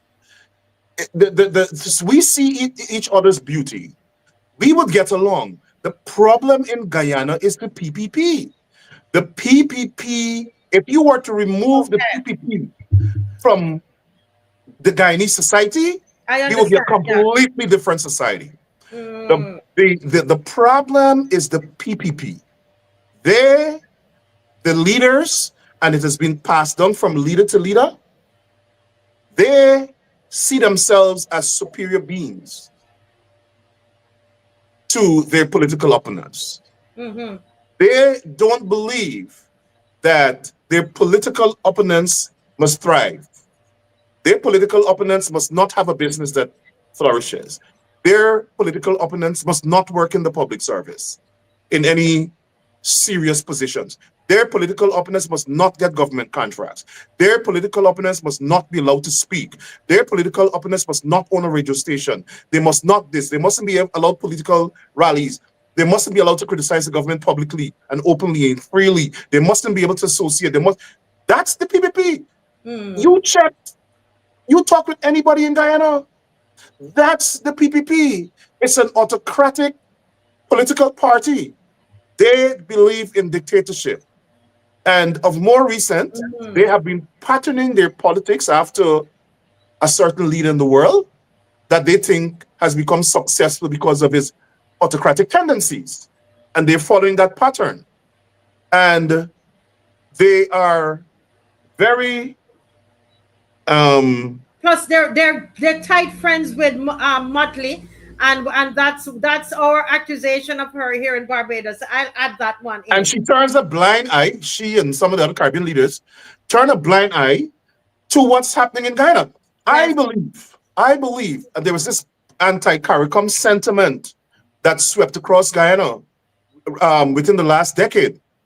I sometimes I wonder whether Guyana should leave CARICOM, because people in Guyana have suffered so much at the hands of the PPP, and CARICOM remained silent. Remained silent.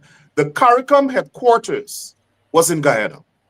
I remember having a very serious conversation with Dr. Edwin Carrington when he was CARICOM Secretary General about the killings. We met with him here. We went to the State Department and met CGID and met with the Assistant Secretary of State for the Western Hemisphere. We went to members of Congress. We met with the British officials. We met with European Union officials. We met with Canadian officials to discuss the killings of African Guyanese by the PPP. And Dr. Carrington reminded me that CARICOM cannot act unless all of the governments, the heads of state, agree. And I said, Dr. Carrington, you telling me that all of the CARICOM heads of government cannot agree that killing people in Guyana is a crime against humanity and that CARICOM must condemn it? And he looked at me and said, we have to get a unanimous decision in order for us to act. So why are we in CARICOM? Why are we in CARICOM? I mean, but they swooped down on you guys at the end of the last election to declare the PPP as winners. That's what I'm saying. That because the leaders of the opposition don't go and ingratiate themselves to CARICOM leaders. Jack Baird does it. Ali does it. Kiss up to them, hug them up, hold them, touch them. Hey. So they feel kinship. They feel, that they have to respond to this guy, and we can't condemn him when they do things. You ever heard CARICOM condemn? Imagine Adriana Young, a 9-year-old girl, 11 or how much years she was, that was killed. Right? No justice. No CARICOM country expressed concern. They don't give a damn about black people in Guyana. But let me say this. If a black person... Even the Henry boys. And the Henry boys. If a black person in Guyana kills a young East Indian child, and the PPP considers it an injustice, they will mobilize every Caribbean country to condemn it. Rest assured, they don't place value on the lives of African Guyanese, certain African Guyanese, unless you are in their party. They think our lives are expendable, that they could just kill us and come out and lie and say, oh, it was an accident, oh, or you were a criminal. And that's it.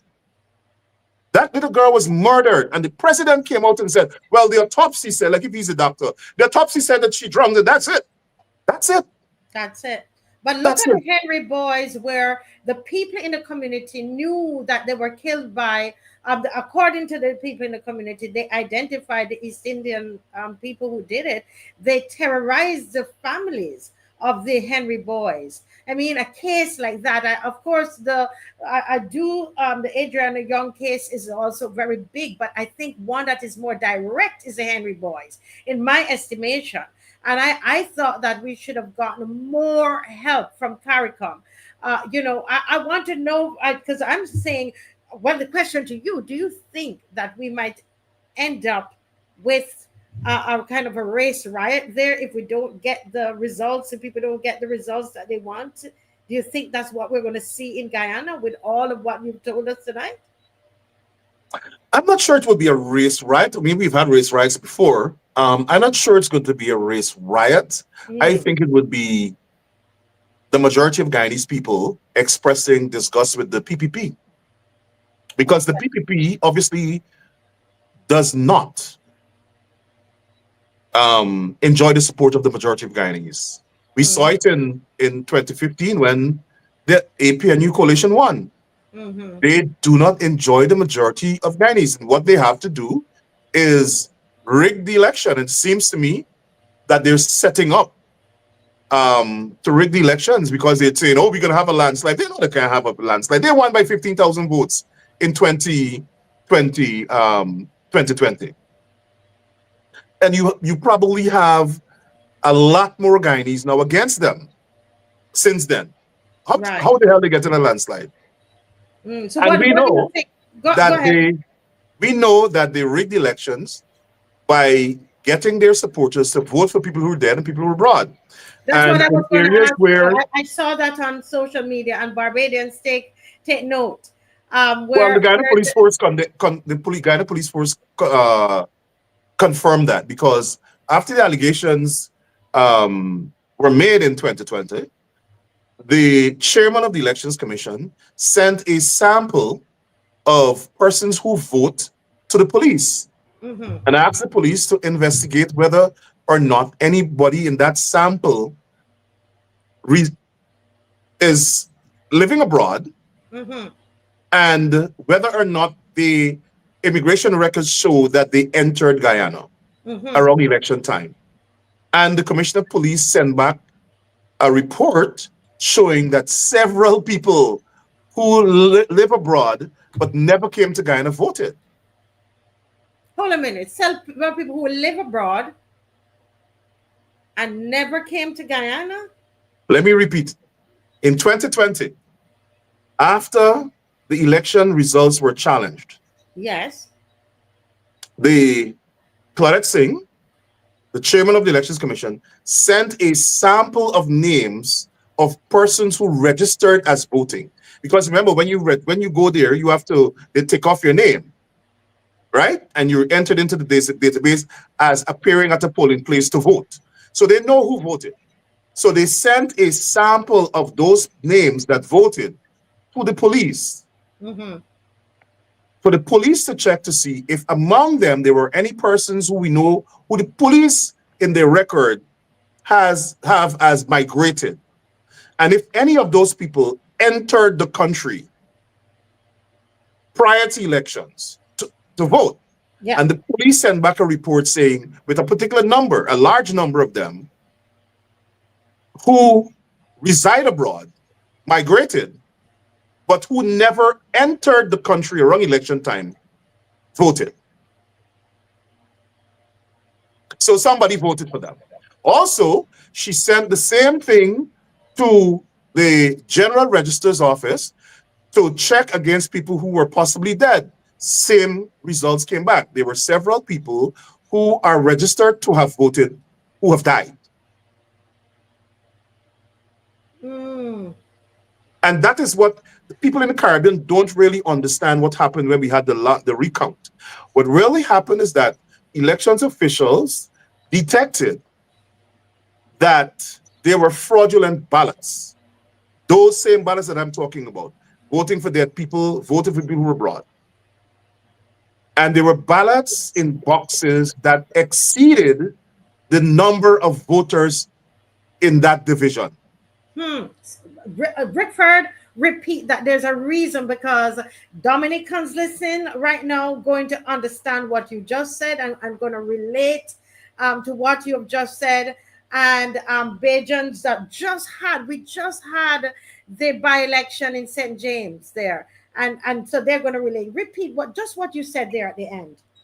So the elections officials, Mhm. especially in Region 4, but in all the regions, detected that there were ballots in Yeah. those boxes that were fraudulently cast.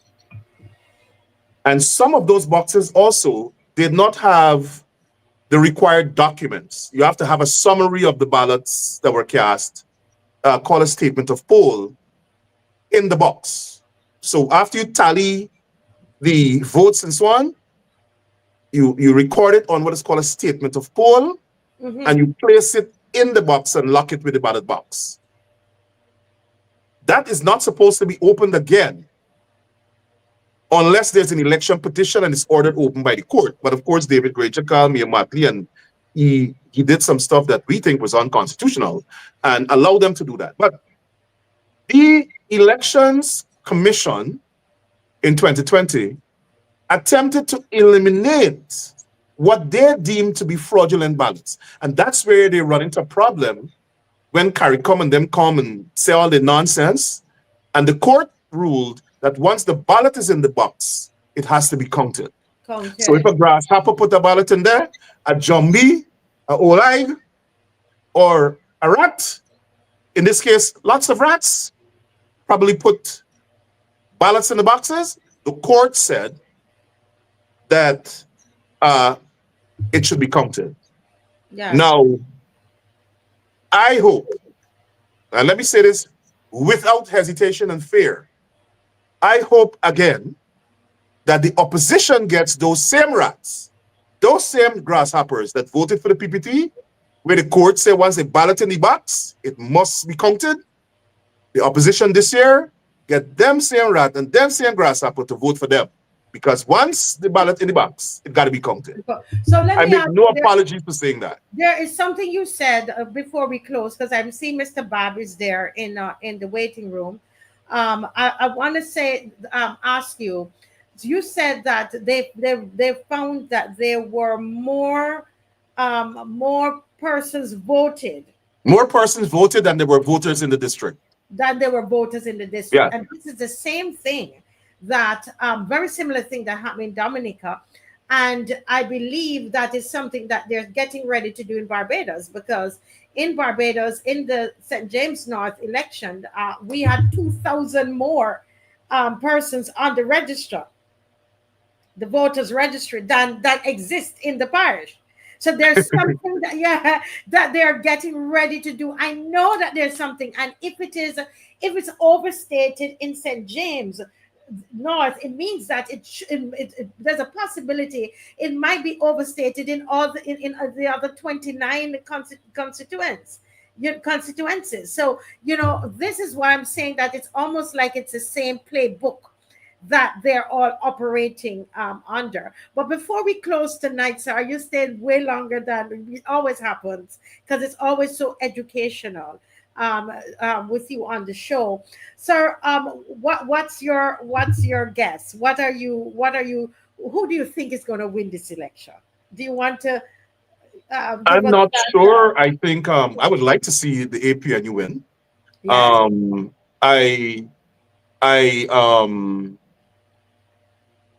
I think any of the three major parties can win. Any of them. Anybody who Anybody who any one of the parties that get to 185,000, 190,000 would be the winner. I don't think we'll have a majority government in parliament. It looks like this is going to result in a minority government, which more than likely means that we're going to go back to elections very shortly. Anytime the PPP wins a majority in parliament, the elections were rigged. There's no way they could do it in 2010 with a smaller party, the AFC, which got 35,000 votes. They caused the minority government. Win is much stronger than the AFC. They have much broader support across the country. And if they could convert the people that support them to votes, we'll definitely have a minority government. I think that the opposition, APNU, is going to hold its base, traditional base. Yes. And if they hold their traditional base, the PPP, there's no way the PPP could get the 33 seats in the parliament. So I anticipate, my prediction is that there's going to be a minority government and that any of the three parties can win, but I'd like to see the APNU win.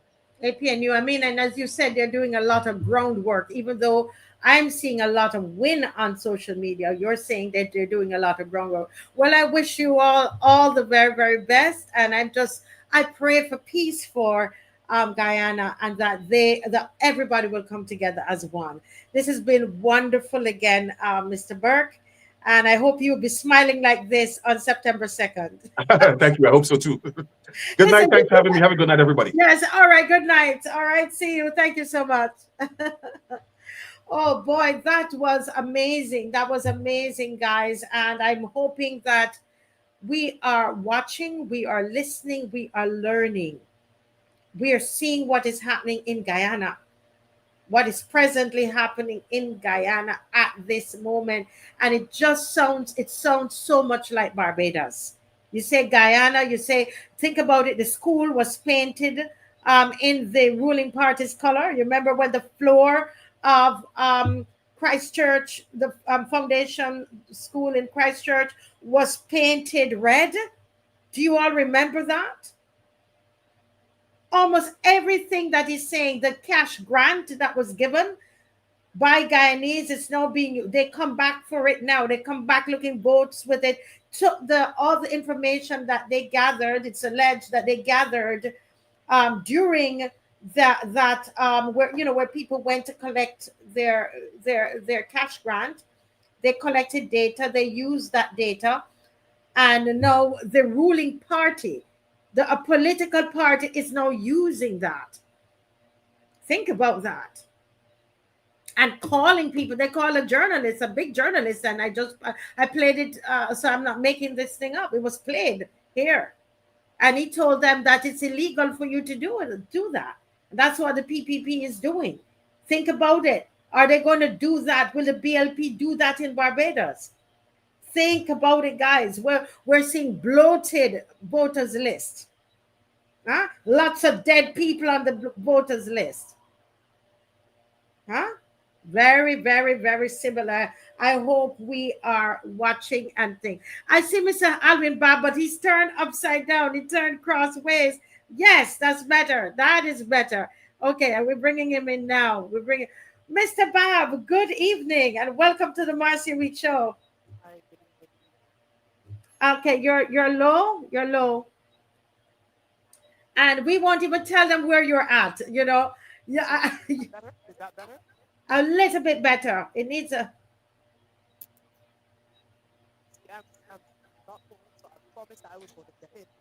Yeah, so we can see you well, but we can't hear you well. You're cutting in and out. While he's sorting that out, guys, tonight we want to switch. Yes. Let's hear you, Mr. Bob. Is that better? Oh, is that better? Yes, way better. Okay. Yeah, way better. Well, I want to welcome you and I want to thank you for the sacrifice, because I know you're not in a most comfortable situation right now, but you have decided to be on, and I appreciate that. Okay. Yes, sir. Yes. Well, were you listening to the program, any bit of it? What's happening in Guyana? Yes, because as you said before, it looks as though these leaders are all collaborating on how they're supposed to win the next elections. So they're working on the same strategy right across the Caribbean to ensure that these leaders, they are behaving as if they're a cult, that they are supposed to be in power. If I win, you have to win. So this is how we're going to do it. So that is why there's so much similarities in some of the things that they're doing and how they're operating with the people in some of the instances that the gentleman you had on related to us not too long ago. We have to keep our eyes here, and we can be only more or less concerned about Barbados and where we're heading. And we know we have lived our frustration since 2018, and we know what we have to do as a people. We claim that we are some of the most literate persons in the world, and we have to show that participating in an election process shows a level of development and literacy. And I want the people to understand that although you may be frustrated at what you're hearing, you must act out your frustration in going to the polls and not staying home. Instead of people saying that they're going to stay home, and somebody here is saying a Pala Walla Pride says we already lost a ballot box of votes. The Guyanese Constitution allows for the uniformed services to vote on August 22nd. They did, and a car intercepted the car carrying a ballot box. Well, what I heard was that they had an accident. There was an accident. The whole thing is just, this is like you're watching a movie. I thought Pala Pride, it sounded very fishy to me that there was an accident that occurred while they were carrying the boats when the service provide the uniform services when they voted. So it's very interesting what is going on. Well, here in Barbados, we're seeing where some of our service, those that provide the most important services to Barbados, the police service, the prison service, that these people are not being paid. Have you read anything on that? Yes, I've seen and read the complaints, and it is very frustrating and baffling to see a government can find money for effects, hosting major events, and you don't pay your workers, especially those persons who are very important in times of crisis. Yes. We need the firemen. We're right in the middle of a hurricane season. We have a problem with crime in Barbados. So how are you not going to pay those persons, or all those persons who are more or less your first responders? Yeah, actually, there's an in times of crisis. Yeah, there's an article here. Let me just close your mic a little, and I'm just going to read what it's saying here. It says this is on Barbados Today, so they like to say we're making it up. So those of you who are watching from other countries, we're having Carifesta in Barbados at this time. The budget, according to the estimates back in April, the budget for Carifesta was supposed to be 4 million. I mean, it seems like we've passed way past 4 million already, because if Dave would put the art, yes, this is it. Thank you, Dave. This is it here, Mr. Bob. The budgeted estimate for Carifesta is $4 million. But if it is true that we paid Marshall 1 million out of this, plus we had Ava DuVernay, which somebody in film, I know that she is up in the millions as well. For her to be able to come in, and it's good to have had her. But I know that it's my belief that they've passed this $4 million already, right? Because they, as I said, they had Ava DuVernay, then they had a flooring that they put in, which was almost $1 million for the flooring that they put in at Grand Market. It's beautiful, a beautiful floor. So we know it's past up. And a lot of you are hearing about Carifesta. You're seeing the beautiful pictures, and it looks good, right? But there are hundreds in protective services still without long-promised COVID-19 pandemic pay and allowances, sparking discontent as delays stretched into 4 years. Barbados Today has learned, not Marcia Weeks, Barbados today. This is coming out of Carifesta. We chose to hold Carifesta when Cayman, an economy that's much stronger than Barbados, Bahamas, come on, said we can't afford it. Cayman said we can't afford it. Bahamas said we can't afford it. But Barbados said bring it on. And guess what? We can pay the prison officers. We can pay the police. Their teachers with back pay. That not back pay, but Mr. Thing will tell us what it is, Mr. Bob. What's it, Mr. Bob? It is our terms leave that we are requesting settled. That was decided by the courts, and this government, as rebellious as they are and bullies that they are, refuse to adhere to the court ruling, and they're now holding the teachers out to ransom. And what they're doing, unfortunately, is playing the teachers against public opinion. They know that the children will be used as pawns against their parents. When parents recognize that a situation may develop, that their children may have to stay at home, that is what they're hoping for. But I want parents to understand that if teachers are not well, are not treated well and fairly, then their children will be affected. If you frustrate the practitioners in the job, even in health or anywhere else, you expect that they can deliver the type of services that you want.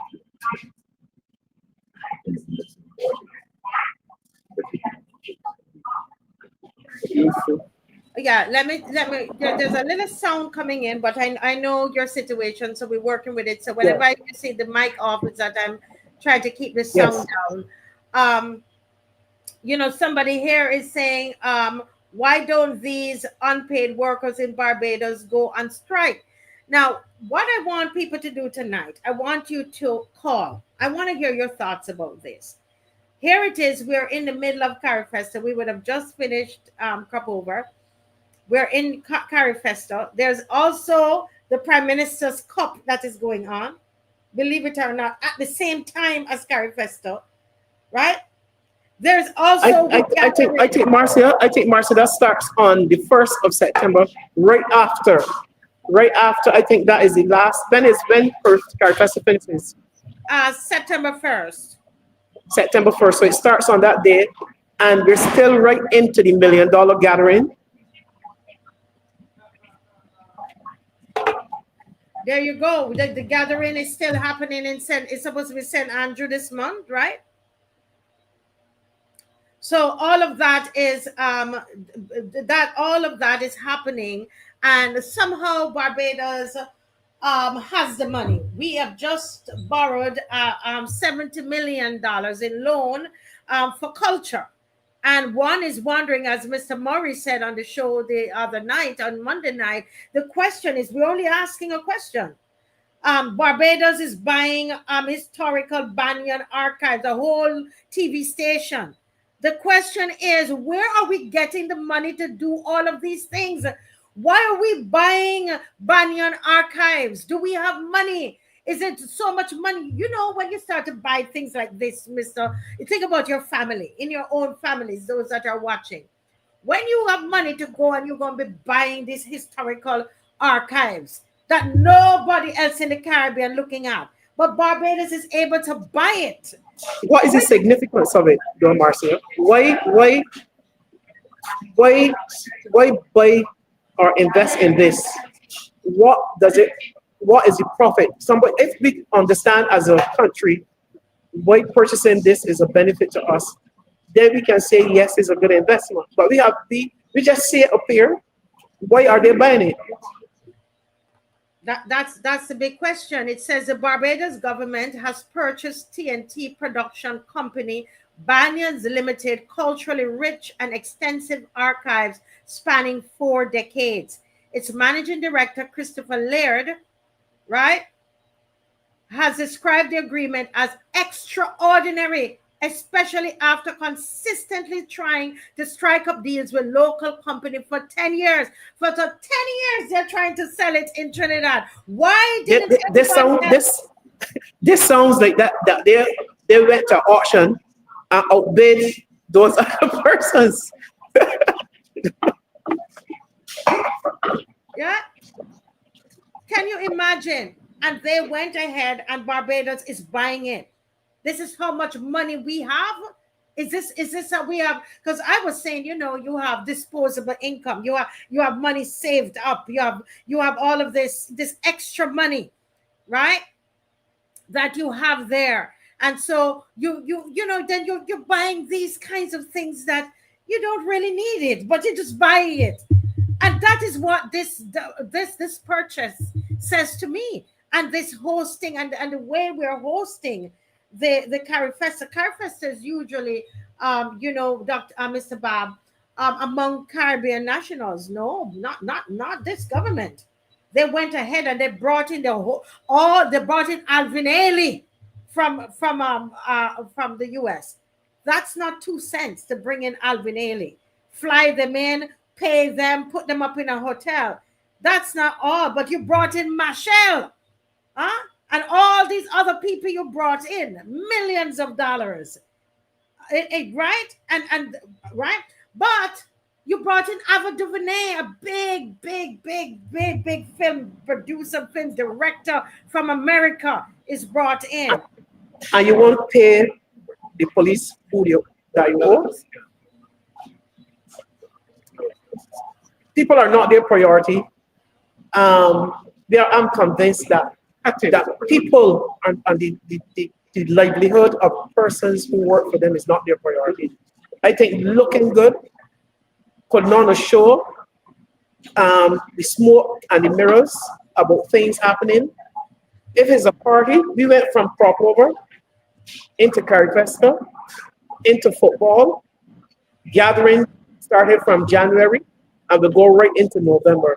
So I believe our country is being promoted as a fete, dine and fete. If you want to have a good time, this is where you come. And our people are not seeing the real benefits, because if you cannot get your money that you work for to support your family, you're not interested in fetting from January to December. Correct. Can you hear me well? Are you hearing me well? Yes, I can hear you very well. You can hear me. Okay. Welcome to we have a caller. Welcome to the Marcia Week Show. Go right ahead, caller. Good night, Marcia. Good night, Dave. Good night to the loyal opposition. Yes. I particularly have this question for Mr. Batt. Is he aware that there is an article in GIS website recruiting teachers from Barbados? They're going to have a teachers program. I think Marcia sent you the link. A teacher, Yes. They're recruiting teachers from Barbados. Who is recruiting them? Well, they call it an exchange. They call it an exchange to the U.S. to exchange culture. So secondary teachers from Barbados. I think it's dated for October. That's when the initiation going to start. I just read the article. It just so happened to come on, and I just said, well, Barbados need teachers too. Wow, very interesting. Anybody else heard of this, Mr. Bob? Mr. Bob, have you heard of this? I know that I know of teachers who are gone overseas to work. I've given out their jobs here, and I've gone to work in some states as well. Is everybody hearing Mr. Bob, or is it just me? It could just be me. Go ahead, Mr. Bob. Nobody's complaining. I know that teachers are looking for opportunities where they can get ahead, and if there is recruiting going on in the states, then they're going to take that opportunity for them and their family. I know of one of my neighbors who have gone off with his family here recently to the states to work as a teacher, and I'm saying that if we are creating a situation in Barbados, you're not hearing. You can hear him. Okay, I'll translate. The others are hearing. It's probably something with my connection. Continue. Yeah. Yes. Well, is he speaking? I mean, so I can't hear the response. Yeah. So let me tell you his response so far. He's saying that he knows of teachers who are going overseas because they're trying to make a better life for themselves. Because as we were saying, that there's some of the teachers, even their term leave, that they were supposed to be paid and they're not paid, and I think it is a matter where they feel that they're not being treated well here, and so some of them are leaving. This particular article is between the Barbados Employment and Career Counseling Services in collaboration with the U.S.-based recruitment agency called FACES. Mm-hmm. And I think the information session will start October 3rd. And they are looking for secondary teachers to go into the U.S. and what they're calling it a cultural exchange. Right. So it's a private entity that is working, it seems, Mr. Bob, with an entity in the U.S. and they are recruiting the teachers from Barbados. So that's what he's saying, Michelle. That is not the government that is doing it. It is the people, the teachers themselves are trying to find to do better for themselves. Let me let him speak. Go ahead, Mr. Bob. And presently, our educational system, as the vision that we're seeing portrayed or shown by the current Minister of Educational Transformation, notice I said Minister of Educational Transformation, not Minister of Education, is there's confusion. They went from transformation from reform to transformation, and then we have another catchphrase which says every child matters, and they have no switch to something else, a third attempt at interfering with the current or reforming or changing the current educational system as it is. But we are seeing unions and union members saying that they were not engaged in that kind of major shift that was announced on the floor of Parliament. And I'm saying, if you're making changes to your education and teachers have to be the ones delivering in the classroom, how are you not engaging the union and the teachers? How are you? And another thing that we're seeing every term, principals and deputies being shifted. So you don't get a situation where a principal can come in, articulate a vision for a school and watch it develop over time. They cannot even unpack their boxes or their material. They have to keep them packed because you may go to a particular school 1 year and then you move the next year.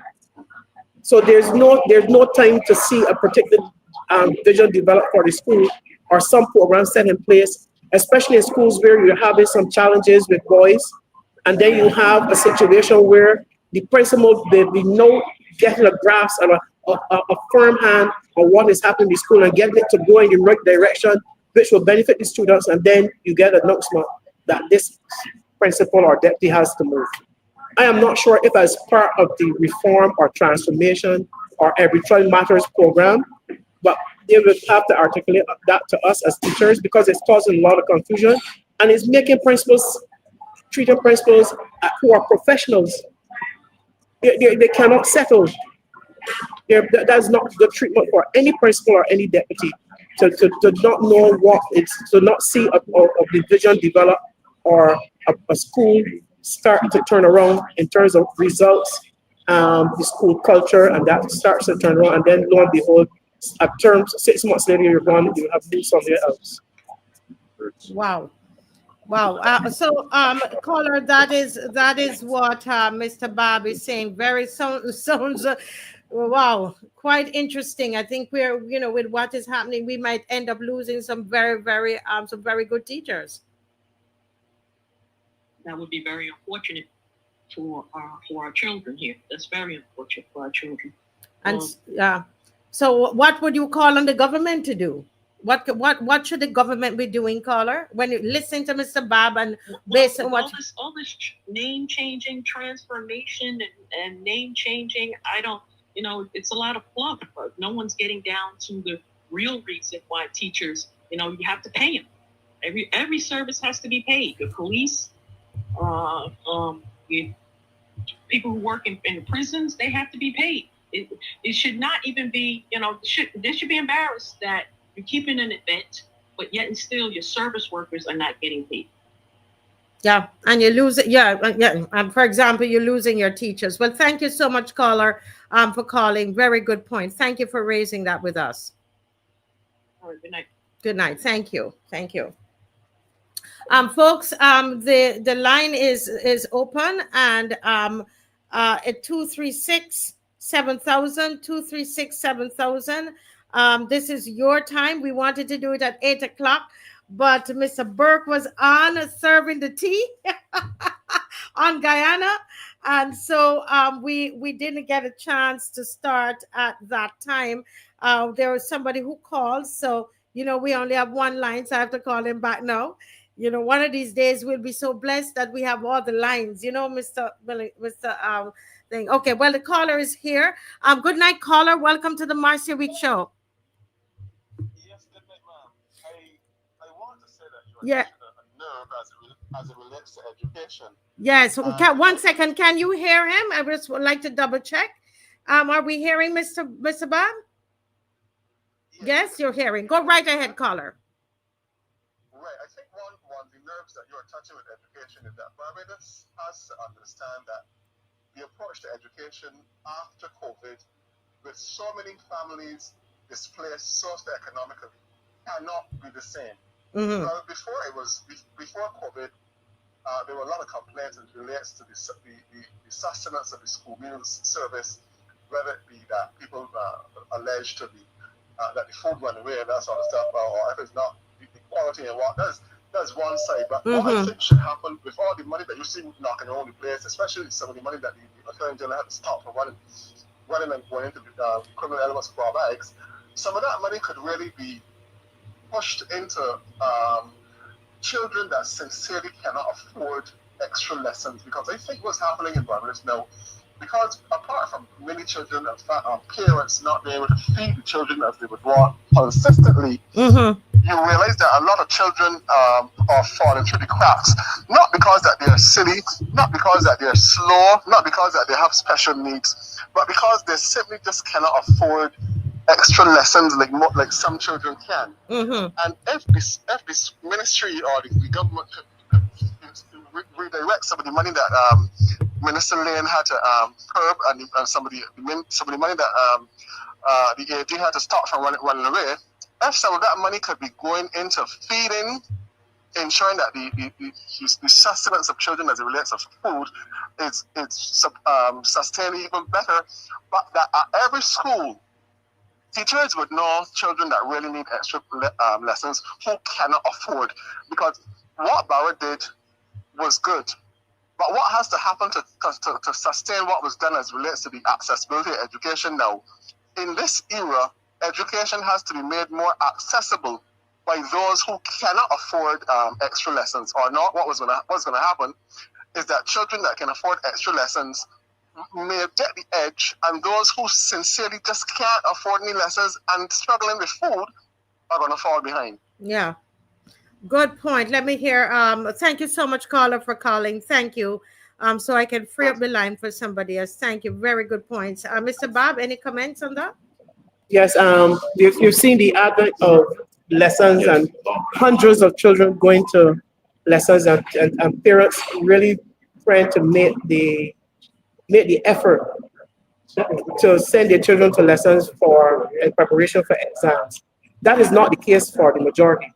That's not the case. So therefore, if you're having a system in education where those who can afford it get through and the others fall by the wayside, that is not education for everyone, and not at all. So I'm saying whatever is done, and as it relates to education, and their claiming is for everyone, there has to be some kind of level playing field that every child, irrespective of where they are in life, that is what the Level Plus did for us. Wherever you are in terms of whether you're at the bottom or at the top, come from Sand Lane, that you can afford to get into, get a good education and get ahead. So we have to make sure that the educational system maintains that kind of equity for everybody. Yes, good point there. Tanisha is saying Barbados would not want too much educated citizens because we would understand what the government is doing to us. Great point. Great point there. Great point. Dave, can you check the private chat? Thank you. Patricia is saying we will have to do some homeschooling. Yes. Yes. Okay. 1 second. We're fixing something here. All right. Now we have a caller here. Good night, caller. Welcome to the Marcia Week Show. Blessed good night. Good night. Good night. I am being a bit facetious, if that's the right word to use. Yes. We are moving too slow. Remember, we were told that things have to be done in a hurry. Mm-hmm. Note that one after the next. We had Kadooment. Directly after Kadooment, we had 5 bills which had to be done in a hurry. Mm-hmm. Then we have Carifesta, which also had to be done in a hurry. And right after Carifesta, we're going to have some football and some other things that have to be done in a hurry because things have to be done in a hurry. You know, we have to be very careful because, you know, when you eat fast food, sometimes the digestive system is not ready for it. But yet still we have to do things in a hurry. You know, we are putting ourselves in I believe, in a dangerous position. And until we are man and women enough to start pulling on the brakes and say, hold on, things aren't adding up. We are going to find ourselves being surprised at what is going to occur. Mm-hmm. All because things are being done in a hurry. You can't cook food in a hurry. You can cook it, but it might not taste. You can cook it, but it might not taste very good, or you might hurt yourself.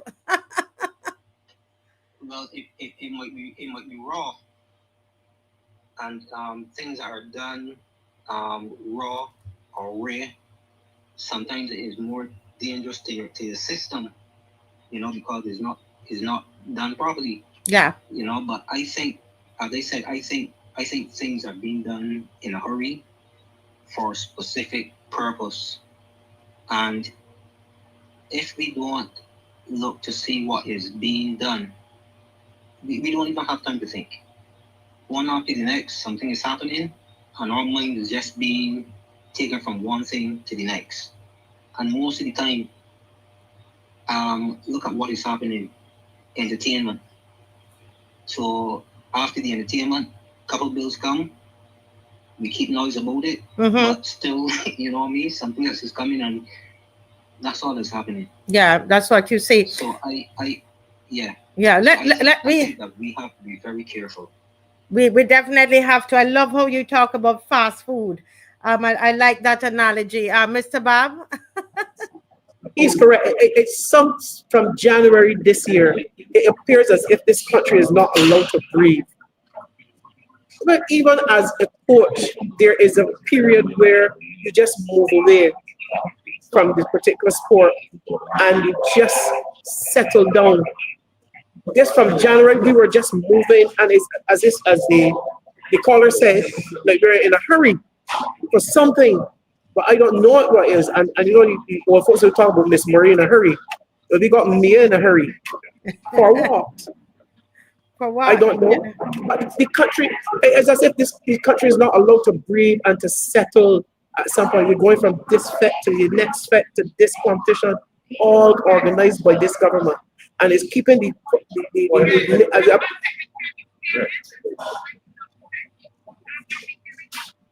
Yes.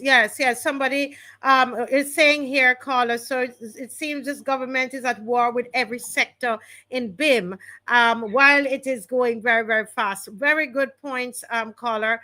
If you're still there, I can't even tell. Thank you so much for calling. Very good points. Very good points. Thank you so much. I hope you'll be coming out to the protest march and roadside parliament Saturday, September 6th. Right, not this Saturday, coming the following Saturday, we're going to be out because you said you said it seemed like we just keep talking. So you're going to come out to the protest march. Well, I'm going to put my foot where my mouth is. You're gonna do some walking, and the prime minister said all we're doing is making bare noise in the country. So our march is, well, if she said it's noise, then we're gonna make more noise, right? So I hope you come out. But Marcia, we want her to make noise too, because she gave Kimar Stuart something to do, and he did it. And she remains silent, so we we didn't hear anything, but if anything, caller, she's making the noise in the country. We just came out of Kapoba, then it is, we could say Carifesta is noise. Some people, especially the police officers, the prison officers, they could say it's noise because they're seeing taxpayer money being spent all over this country, and they're not being paid properly. So they could see Carifesta as noise because the prison officers and the police officers and the teachers who are not being paid properly, who are owed thousands and millions of dollars. They could see all of these events as noise. So she actually pull up then and shut up. Oh wow! Thank you, caller, for calling. Appreciate it. You're welcome. Thank you. Yes. Wow, I tell you, people are listening. They are on the money. There's another caller calling. Good night, caller. Welcome to the Marcia Week Show. Good night. Good night to the low. Good night. Okay, so we're going to need you to speak up a little louder for us. Let me see if I can raise my volume. Is that better? I think so. If you raise your phone, yes, go right ahead. Okay. I'm just wondering if you could add to the bills that you've got there the non-contentious probate rules, which disappeared sometime earlier this year, which is the legislation that is used to apply for an estate with or without a will. Mm-hmm. Changes were made to some of the documents that the public would file. For example, an affidavit of search, the wording has been changed to how you would format it, mm-hmm. and consent has been changed whereby a relative would sign the consent. Currently, the person giving consent will have to witness that document in front of a legal assistant or an attorney. Mm-hmm. The changes didn't go to Parliament to include the samples of documents that are now being required. For example, the affidavit of advertisement, or for others that were changed. Mm-hmm. I went to the Bar Association and was told to go to a lawyer to get a copy. Mm-hmm. However, the bar had a copy because that's what they actually do, give out information to the public. The non-contentious probate rules need to go to Parliament to include the updates, which the lawyers have. They have access to the amendments, but not the public. If you Google the NCPR, you will come across the legislation without the changes. But this was supposed to be done by possibly a member of Parliament, maybe my MP, because as I understand it, the constituency offices are allocated about $250,000 for things like this. I wrote to my MP, who sent it to a lawyer, and having used 3 lawyers before, I managed to file my matter and get onto the new e-filing system, whereby there are no Supreme Court filing rules available to the public or the beginner's guide to the e-filing portfolio. The links are not working. Mm-hmm. I called the administrator at the registry, who informed me he doesn't know when the links will be working. However, he provided me with a copy of the Supreme Court filing rules, but not the beginner's guide, where he informed me that the lawyers didn't have the beginner's guide. They got used to the system by using it, which I replied, every new system comes with a beginner's guide. Mm-hmm. The public was not even made aware that they were changing the system There were no notices in the registry because I had visited several times to ensure that my filing was correct as per their website. When I finally went to file, I was informed that they changed to e-filing about a week and a half prior.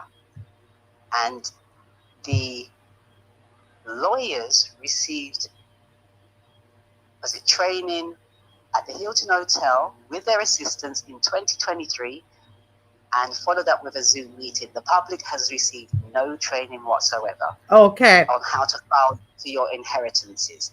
Plus, TAMIS was widely rolled out in 2018, the Tax Administration Management Information System, to integrate two systems into one. There are YouTube videos, TAMIS registration, tutorials, TAMIS filing demonstrations. The BRA arranged for evening filing demonstrations at Dayton Griffiths, the Alexander School, Queen's College, Leicester Vaughan, and St. Margaret's Secondary School to learn how to file your income tax. And tutorials were online that the BRA arranged even on the Facebook page. Where there were glitches and snags in that system, TAMIS registration numbers, the TINs, were sent out immediately, and they were catering for 70,000 and expecting 90,000 on that system.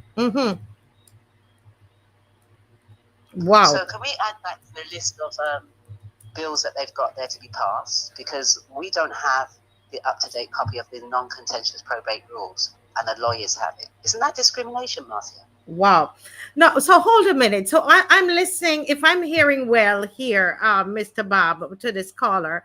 The caller is saying that the public does not really know how to file for their inheritance because there have been changes. I want to know if there's anybody else out there who's having problems in filing. It's called a non-contentious probate rules. Is that what this is called? Repeat, caller. Yeah, non-contentious probate rules 1959. That's the 1959. And so these have been changed. They've had trainings for the lawyers to do it. But there's no beginner's guide that is for anybody who wants to file for their inheritance. And nobody knows about them. So we're not informing the public about what these changes are, what they're to do. Let me hear Mr. Bob. Mr. Bob, any thoughts? Have you heard of anything like this? No, I've not. But I am saying too also that there are a number of things that Barbadians must be brought up to speed to when it comes to operating with the government, especially with family inheritance. And I'm sure that that any kind of public education based on the law, what you can or cannot do, or what you should do as it relates to property, etc., must be made known to all those persons concerned. Yes. I think this is something I would say, caller, that I've sent to a lawyer. I've sent to lawyers twice. I've not heard any response. And I'm not sure why. I'm going to keep trying because I need to understand what is happening here with this. And I promise you that I'm going to keep up to this evening. I sent it again because I want to know exactly, Mr. Bob, what is going on. How can anybody out there having any problems filing for their inheritance? Because that's a problem that happens a lot in Barbados, where people try to snatch your inheritance from you, take away your land and what your relatives left for you. Anybody else out there having problems? Anybody aware of these changes in the laws and the rules and this e-filing system, that the links were not working? All of these different things that's happening. Anybody else? So caller, we're gonna keep in touch, and we're gonna keep at this. Okay. Okay. Thank you. Thank you for calling. Appreciate it. Folks, I would like, if anybody else out there, you are having problems filing for your inheritance, please let us know. Give us a call, because you might be able to compare notes with this caller and we might be able to reach out to somebody who might be able to help. All right. So please go ahead. Yes, Dave, play that ad for the march. That's one more thing we can put we can march about. Oh, somebody said yes, it's happening to them. Yvette Lane say it's happening to them. Yvette Lane, give me a call, and that's something we need to talk about on the truck, and we need to march about it. Go ahead, play, Dave.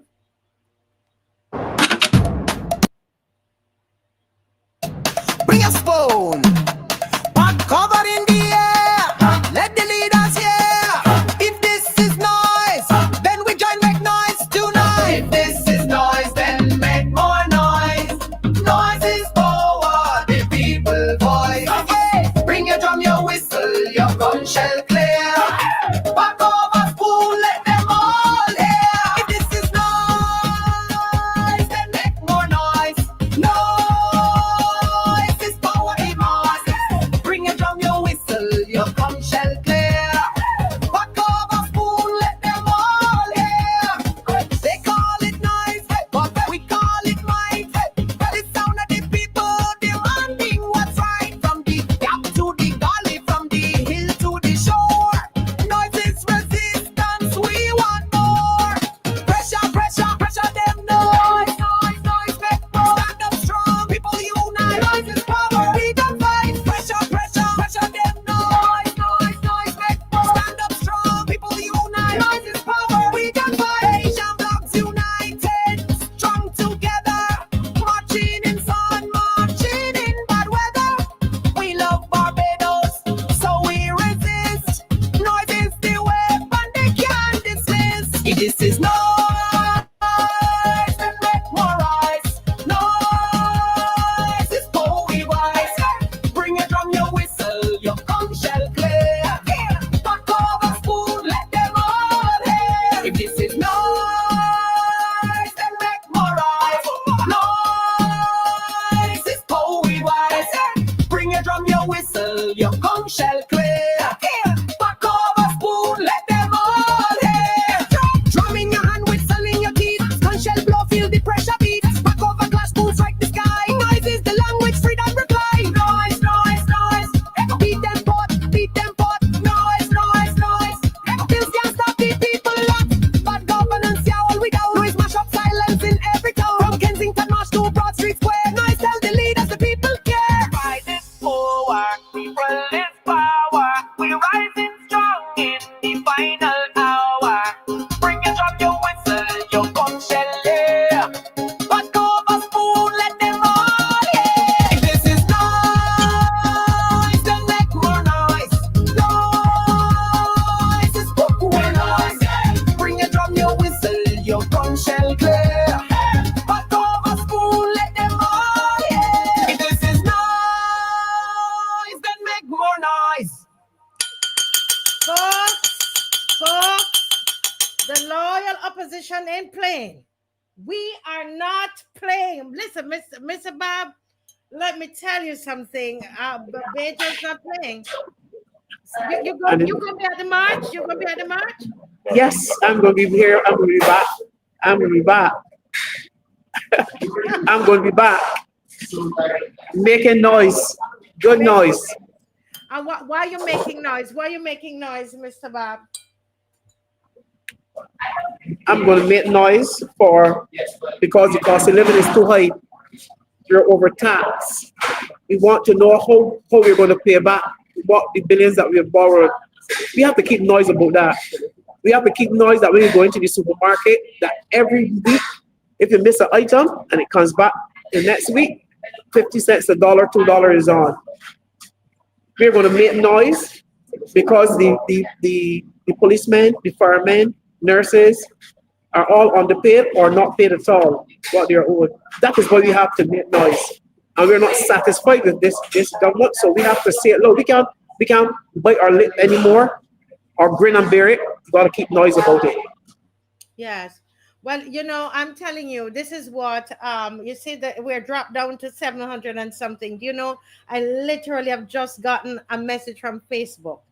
This is what I'm saying, guys. I'm so happy for the viewers who, Mr. Bob, stick with us and realize the fight we're in. I told you all something was happening. Facebook just told me that they've lost my stream.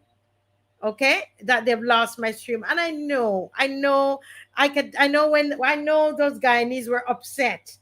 And once they have started to report, this is the kind of thing happen. It's happened to me before with Rickford on, where my numbers just started to drop and drop and drop and drop down to 30. So I don't know what's going to happen tonight. So we've lost our Facebook people, are they're lost. So anybody can go to my page and let them know to come over to YouTube.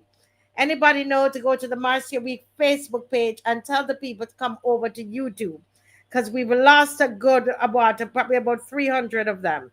All right, let them come over, or not so much, because we're almost back up to 800 now that I've said that. Let them know that the noise is over here.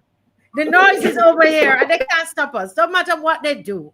Don't matter what they do. They cannot stop us. Okay. But really and truly, you're so right. Somebody said, Jacqueline says, so right, Mr. Bob. Overtax, prices too high in Barbados. Products are charged 3 times as much as the outside world, especially for phones and TVs and all of that, right? And so there's so much that we have to, we will have to, so much we have to march about. Somebody's asking us to put up the march lyrics. Yes, that lyric video is going to go up tonight. Please bear with us. We will try and get it up on our screen tonight and playing. But somebody wrote me something here, because we're getting messages from all over from WhatsApp. Somebody said, good night, Marcia. How are you doing? The police will hear about getting paid just before elections. You know how they like to play that they're sweetening the pot. You watch and see. So it is being said that they will pay the prison officers and the police, hopefully the teachers probably, right before elections. What do you think about that, Mr. Bob? You think so? Yes, because they believe they do these kind of things because they believe that if they satisfy our needs, our short-term needs for just a moment, do something. This is a do something, say something government. Once the noise becomes a bit louder than they can bear, they will just say just the right thing or do the right thing. So if it means that we're going to give you a little something and promise you the rest after elections, they're going to do it. They like those type of distractions as well. So whatever can distract the public from what are the main issues, they will latch onto it and try to blow it up out there. So I want people to develop a tunnel vision. Stop looking right or left. They have the influencers on one hand, the pundits on the other side of you. You have to keep looking forward at the goal that is relief from this government and what is going to you. That is main focus. They're going to fight for their lives. And you can't blame them because power has become sweet for all of them. There are a lot of them who are protecting their own pockets. Meanwhile, the masses of people are suffering. So those persons who are speaking the loudest on social media are protecting what they're getting monthly. They can afford to go to any supermarket. The masses can't. So they're going to speak loudly, and sometimes because we're on social media so much, we hear them. But they're protecting their own interests, and they are in the minority. So we have to listen, we have to look up for ourselves, and that is getting to the polls, and don't be distracted by any talk about the opposition this and the opposition that, because if your government is making you uncomfortable, you have to make them uncomfortable as well. Yes. Mr. Bob, somebody says here via WhatsApp, the government wants to pass a law to force the citizens to help the police if they call on them.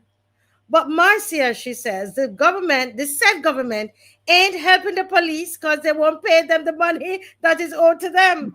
So they no need charging about the police. That the first 10,000, the first money should come from them a charge. They need a charge sheet for not helping the police. Charge them because they won't help the police. I love it. What do you all think about that? the government should be the first charge with that section in the section 67 of the Police Act, because they are not helping the police. They need to pay the first 10,000 need to come from them to pay the police the money that they owe them. And that's what we are one of the things that we're marching about, pay the police. You're talking about fighting crime and you won't pay the police, the people that are designated to fight crime, and you won't pay them. Isn't that something? But you are putting on all these big festivals and paying all of this big money and having this big, this everything, they have this big, what do you call them again, Dave, that you were listening to last night, huh? The big what? Big conversations. They're fascinated with this word big. Right? Yes. Everything has to be big. Go big or go home. Big things come through me. In Carifesta, they have big conversations. I tell you. And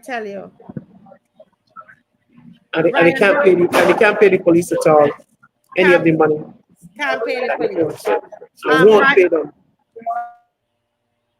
Ryan Rock says, I can't understand how people can vote for a party for so long and get nothing done by them, like the people in 6 months who have been fighting for the land and now the same land being given to a hotel.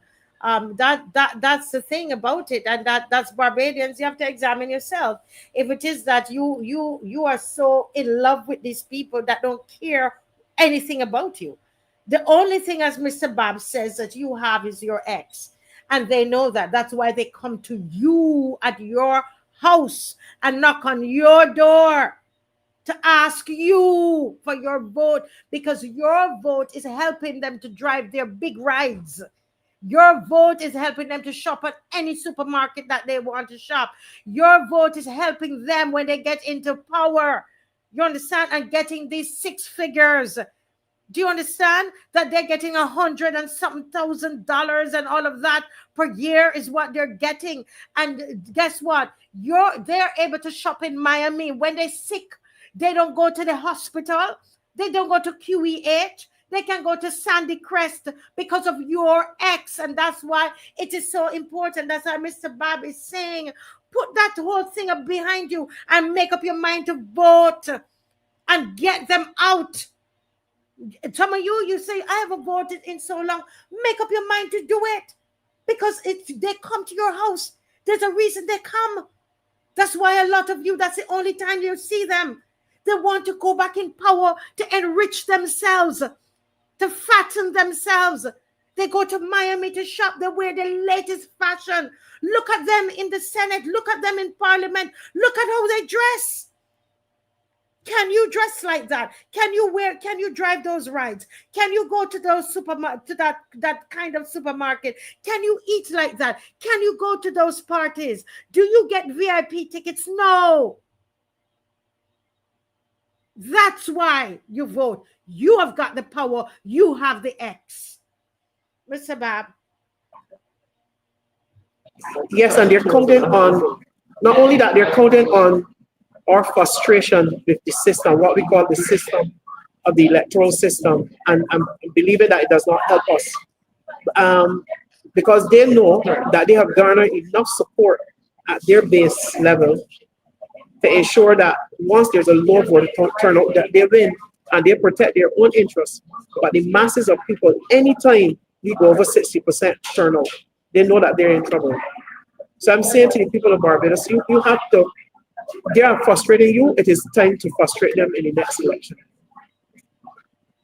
So they have to get out.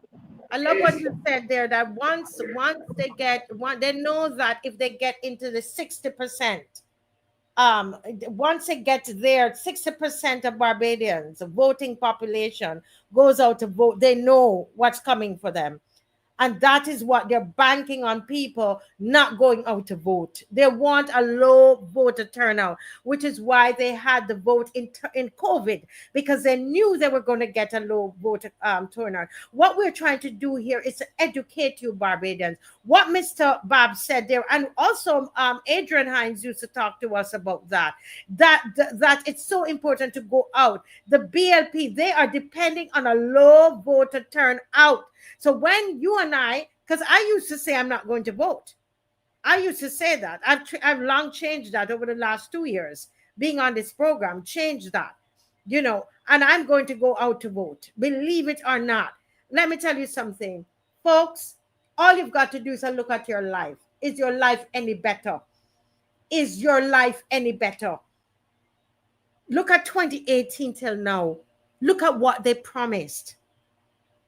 Look at the whole promise about the VAT. Look at what they talked to us about road tax. Look how they tricked us.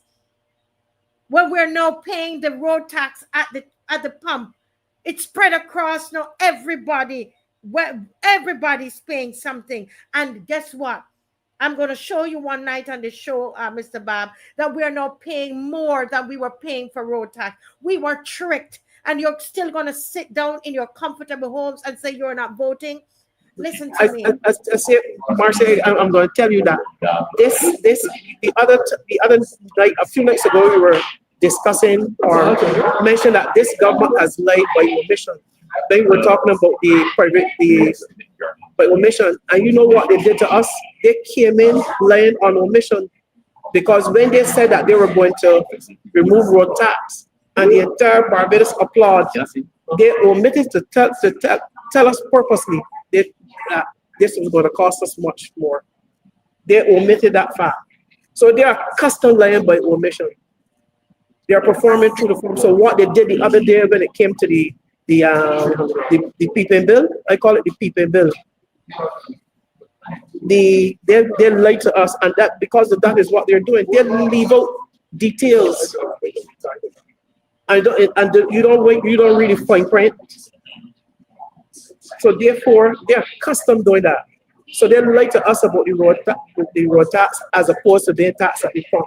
So people just saw a dollar sign on how much they paid, but they never told the public that you were in fact going to be charged more. And when Senator Ryan was quarreling with them about reducing it because oil prices are falling around the world, they refused to do anything about it. Correct. This is Senator Ryan, and Yes. These are things Barbadians don't forget. I'm saying to us, don't forget about it. Don't forget about it. Look, this is the MP car here. This is what they drive. This is what they drive. And in addition to the money that they get, I showed you where the Santia Bradshaw alone, she's getting almost $200,000 a year. For doing what? For doing what? Think about it, Barbadians. These are some of the same people that were involved in the Hope scandal, that we were told all that money gone. 60 million gone. And we don't see the Hope houses. Gone. Where's the investigation in that? And these are the same ministers. Nothing happened to them. Nothing, no investigation. Nothing has happened to these people. They're walking around scot-free.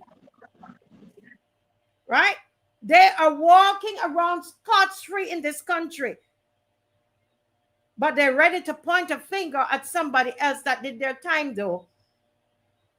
Listen, Marcia, they should stop pointing a finger at Innis, at Donville, because their charge sheet on what they've done to Barbados is very long. The charge sheet that we are going to read up to them in the next section is very long. So they should stop talking about Donville Innis. Yeah, but look at all that is happening. We can't even get, I guarantee you, everybody listening, I guarantee you we're not going to get any straight answer from this government about how much money they have spent for Carifesta. I tell you, you're not going to get it. They are just a government that does not believe in accountability. That's what they ran on, but that's not what you're going to get. They will not tell us. They came with estimates. It was an estimate that they estimate that they're going to spend 4 million. It's like you're going to go away to shop in Florida and you said, you know what, I'm going to spend $4,000 in shopping. That's what you plan. But when you go to Florida and you walk them down those big aisle and then you start to see all these beautiful things, right? You might end up spending way more than the $4 million.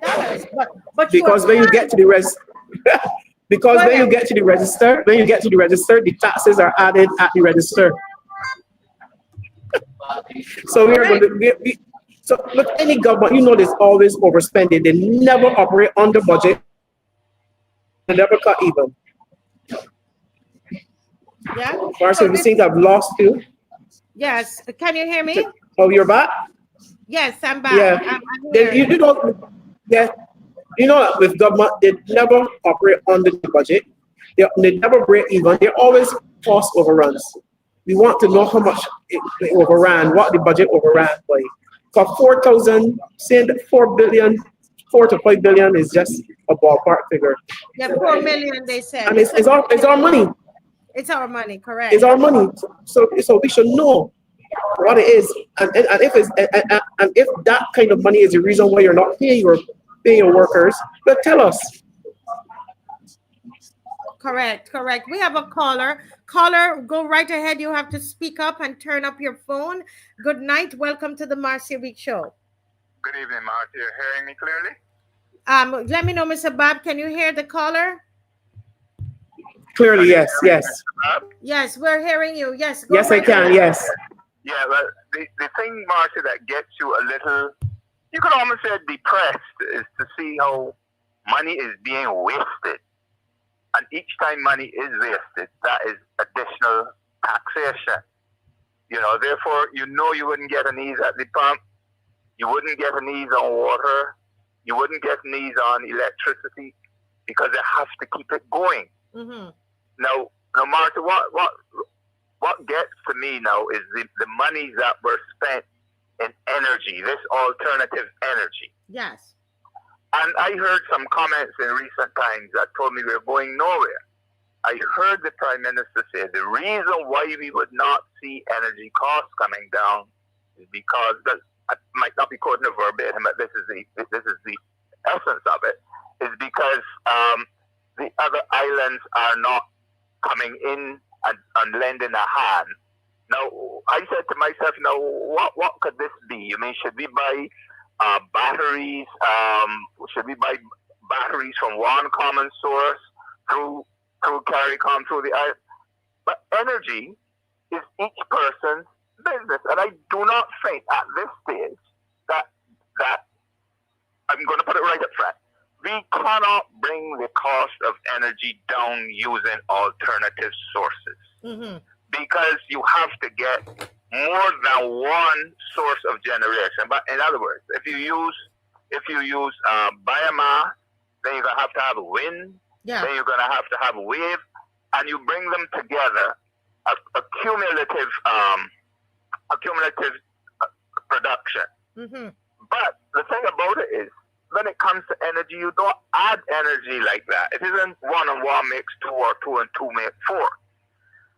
I heard a guy from the World Bank a couple of months ago. He said that we have a problem, an implementation deficit. The ideas are there, the projects are there, but the people are not executing them accordingly. And he too said that we have to bring together all these sources of energy. Now, I went to a funeral on Friday last, and I was in a church, and I'm not sure. I think it was the cooling was done by photovoltaic. Mm. Now, I think that is where we should go. Cool the schools, cool the halls, cool the conference halls, cool places of meeting, congregation, churches, that sort of thing. But I think we bit off too much when we told the people, well, all right, if we get the whole of, let's say, Haynesville, or the whole of Wharton, and each person does his or her own photovoltaic cell arrangement, then we are going to channel this down to wherever, let's say Spring Garden, and from Spring Garden to St. Lucie. Yeah. It doesn't work like that, Marcia. It is the cost of the batteries. And when people hear the word battery, they think it is a form of producing energy.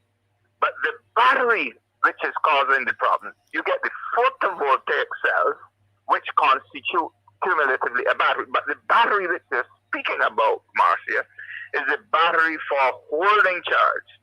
Now, charge just doesn't remain there because you have a quantity Q of charge that it will be there tomorrow and the next day. It is a tricky thing. It would be defying the basic laws of physics. So we did not go into this thing well prepped.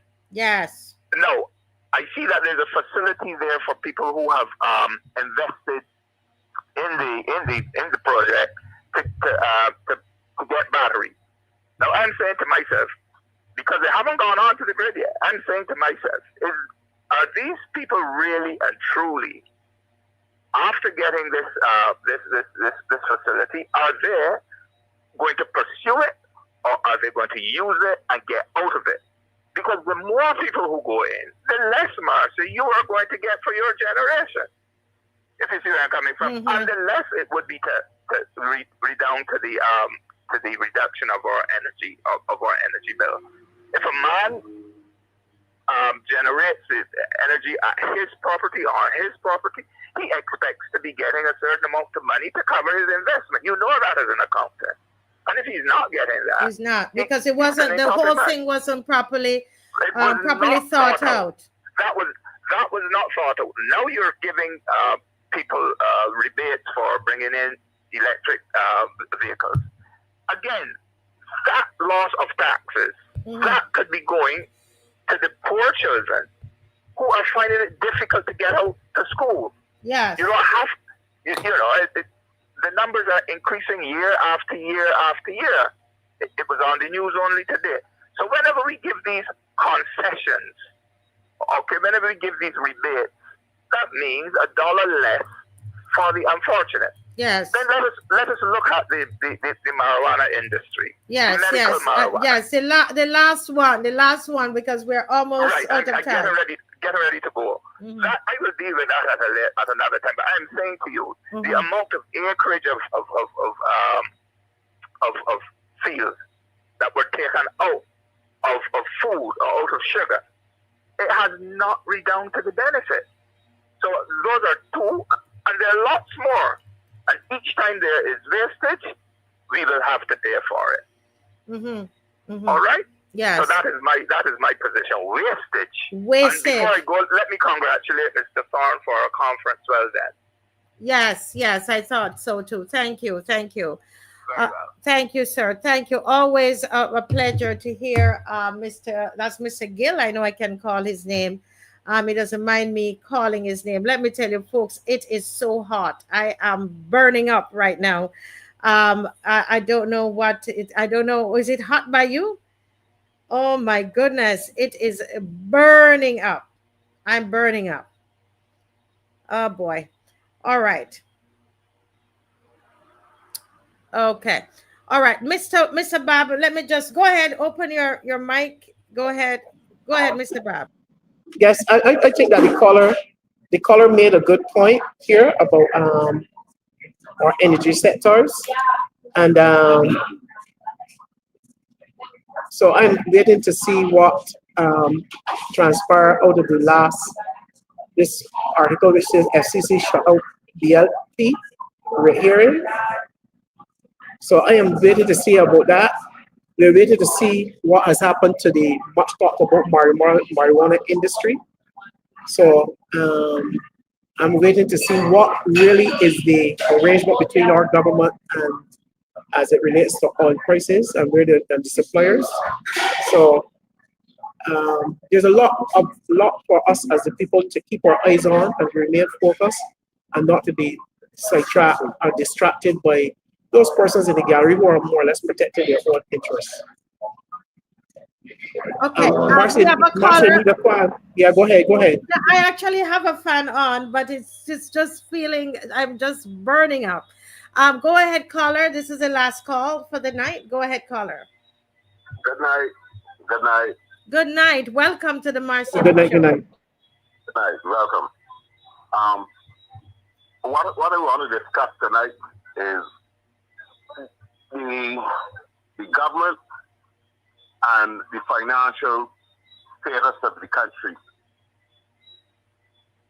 We are never checking the amount of finance that's being borrowed. We are never checking the amount of finance that's being spent. Yes. For some reason, we are never even told what this money is being spent on, nor what it is being done with. But let's look back at this government. All the things that bring in finance to the country was actually got rid of by this government. They got rid of the bank, which is the same Barbados Labour Party. They got rid of the Bisco. They got rid of the cave. All of these things that bring in money. How come they have so good economists and they get rid of the things that bring in the money and borrow? We borrow to spend. We borrow to pay back. We borrow to spend. How good is the economists of the Barbados Labour Party if they always get rid of the things that bring the money to Barbados and we spend money that we borrow the time? Let's look for reality. We borrow all this money to do everything. Yes. This government never creates anything that brings in money. How good are the economists? All grandma always tell you, you don't spend more than you bring in. Yes. But the thing that they does is overruns. Let me go back to Mr. Arthur government. Mr. Arthur went in to Senandra and dig a hole that is still in Senandra, and it was overrun. Let me look at the present government. The present government, all like now, they borrow money, and then after borrowing the money, they borrow money at a small rate, and then borrow money at a bigger rate to pay back the small rate. How good are these economists? Mad people. They're mad people. Carifesta, do you borrow money to keep these things? Why couldn't the money that borrow fix the roads? Why couldn't it pay the policemen? Why couldn't it pay the nurses? Why couldn't it pay the teachers?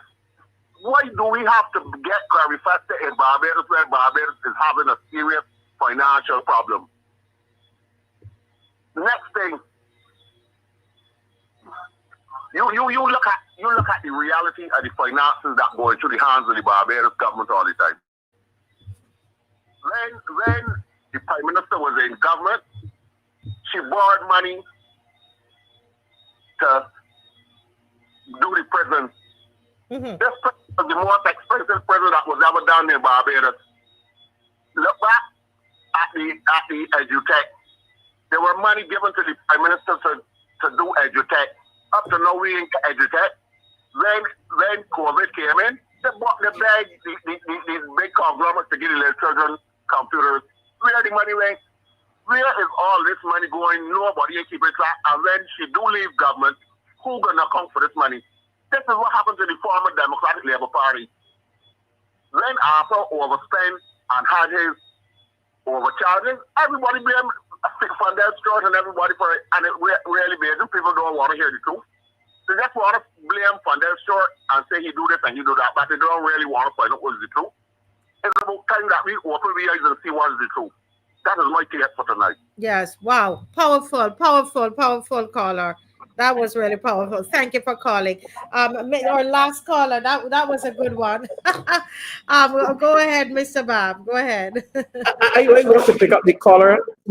They just not only open their eyes, but I think that the Democratic Labour Party of that time in 2008 to 2030 refused to, and they fell down in that year to tell the Barbadian public how bad it was. And they took a lot of the blame, which they carried with them after 2013 into 2018. And it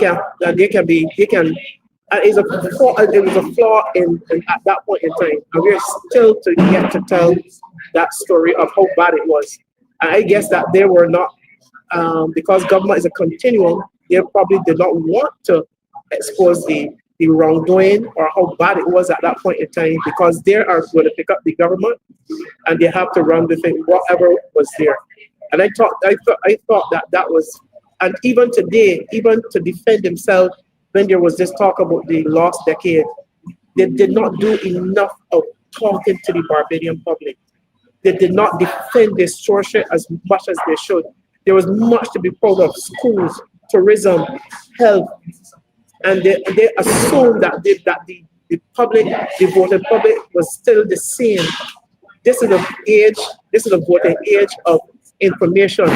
Tell us what we need to hear, and tell us straight. Because those persons who are going to speak the loudest are going to say what they want to say, what they have to say to win the government. And if you remain silent, believing that you're dealing with electorate that will go there and vote on their conscience, no.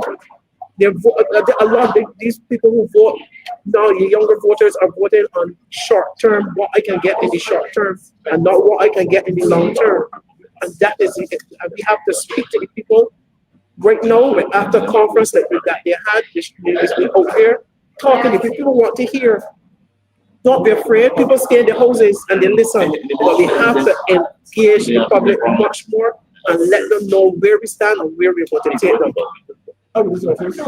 Yes, very, very well said. Very well said. And a great way to close. And I all I'm saying it's 10:06, and I want you, if you didn't get a chance to watch this show from the beginning, you should. You really should. Tomorrow, while you're doing something, put it down and watch it from the beginning, because you're going to see all the movement. It's like a choreography that is happening in elections, that's going on in Guyana, that they're planning to do in Barbados, in St. Vincent. Right? It's a similar tactic. It might be some other corruption and stuff going on in Jamaica, but it's not as similar as Barbados is to Guyana. It's a similar thing that is going on, folks. Very, very similar. And you watch, you're going to see it happen in St. Vincent as well, because they're all moving with the same set of people, and they're all friends, and they're moving together, and they're finding ways, and these are all what they call labor parties, okay? And they're all working together to stay in power. And listen to what's going on in Guyana, right? I say listen, and the last thing I'll say, I just got a picture about Lyndon. And this guy who has supposed to have a criminal record, supposed to be wanted by the USA government. If you see the crowd of people that is following him, reminds me of Trump, whatever you think of him. And that's why I say to you, a lot of us, you know what? We will applaud Trump and we'll applaud this guy in Guyana, but it comes on to anybody else here in Barbados. We're not giving them no second chance, even if they do the time. We're not involved. We're not interested in doing that. We applaud these other people though, right? But we're not. No, they mustn't get a chance, right? But that I would say I'll leave us with that.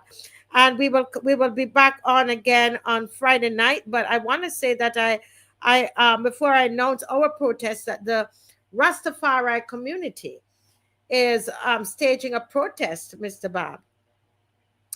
And this protest is about marijuana. And they're asking all Rastafarians in Barbados to plant 7 marijuana plants at home as a form of protest.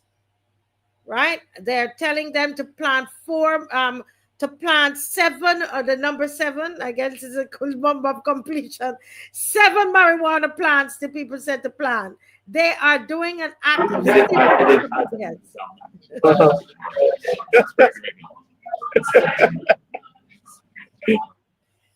What? 7 is completion. And they said that anybody who gets arrested will be provided with lawyers. No, these people serious. They say anybody who get arrested will be provided with lawyers. This is serious. The people ain't joking. Somebody say, "I guys start now." They say, "I guys Make some noise." You're making noise. The Rastafari making noise. You understand? The people say they're planting 7 weed plants in the thing. I didn't say it is what they say they're doing, right? And this is an act of civil disobedience. And if the police come for them, they say they have arrangements with lawyers to get you out of jail. You understand? The people are not easy. That's what we need in Barbados. That's it right there, right? Well, guys, this is where we end. And again, we're asking people to prepare for next week, Saturday. Bring a noise maker, bring a whistle, bring a horn, bring a conch shell, bring something, bring a spoon, and a fan. Bring a something pan, to keep noise. something to keep noise with, right?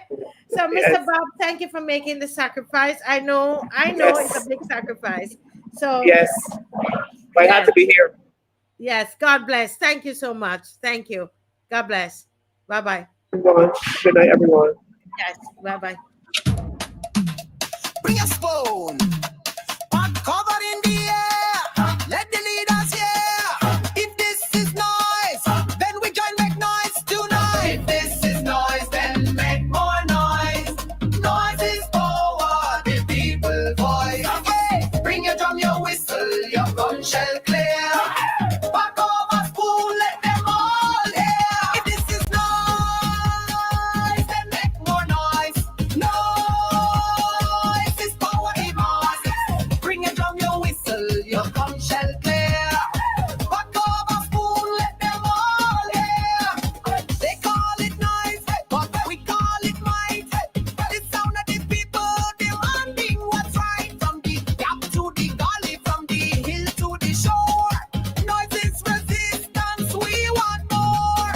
Pressure, pressure, pressure them. Noise, noise, noise, make more. Stand up strong, people unite. Noise is power, we can fight. Pressure, pressure, pressure them. Noise, noise, noise, make more. Stand up strong, people unite. Noise is power, we can fight. Asian blocks united, strong together. Marching in sun, marching in bad weather. We love Barbados, so we resist.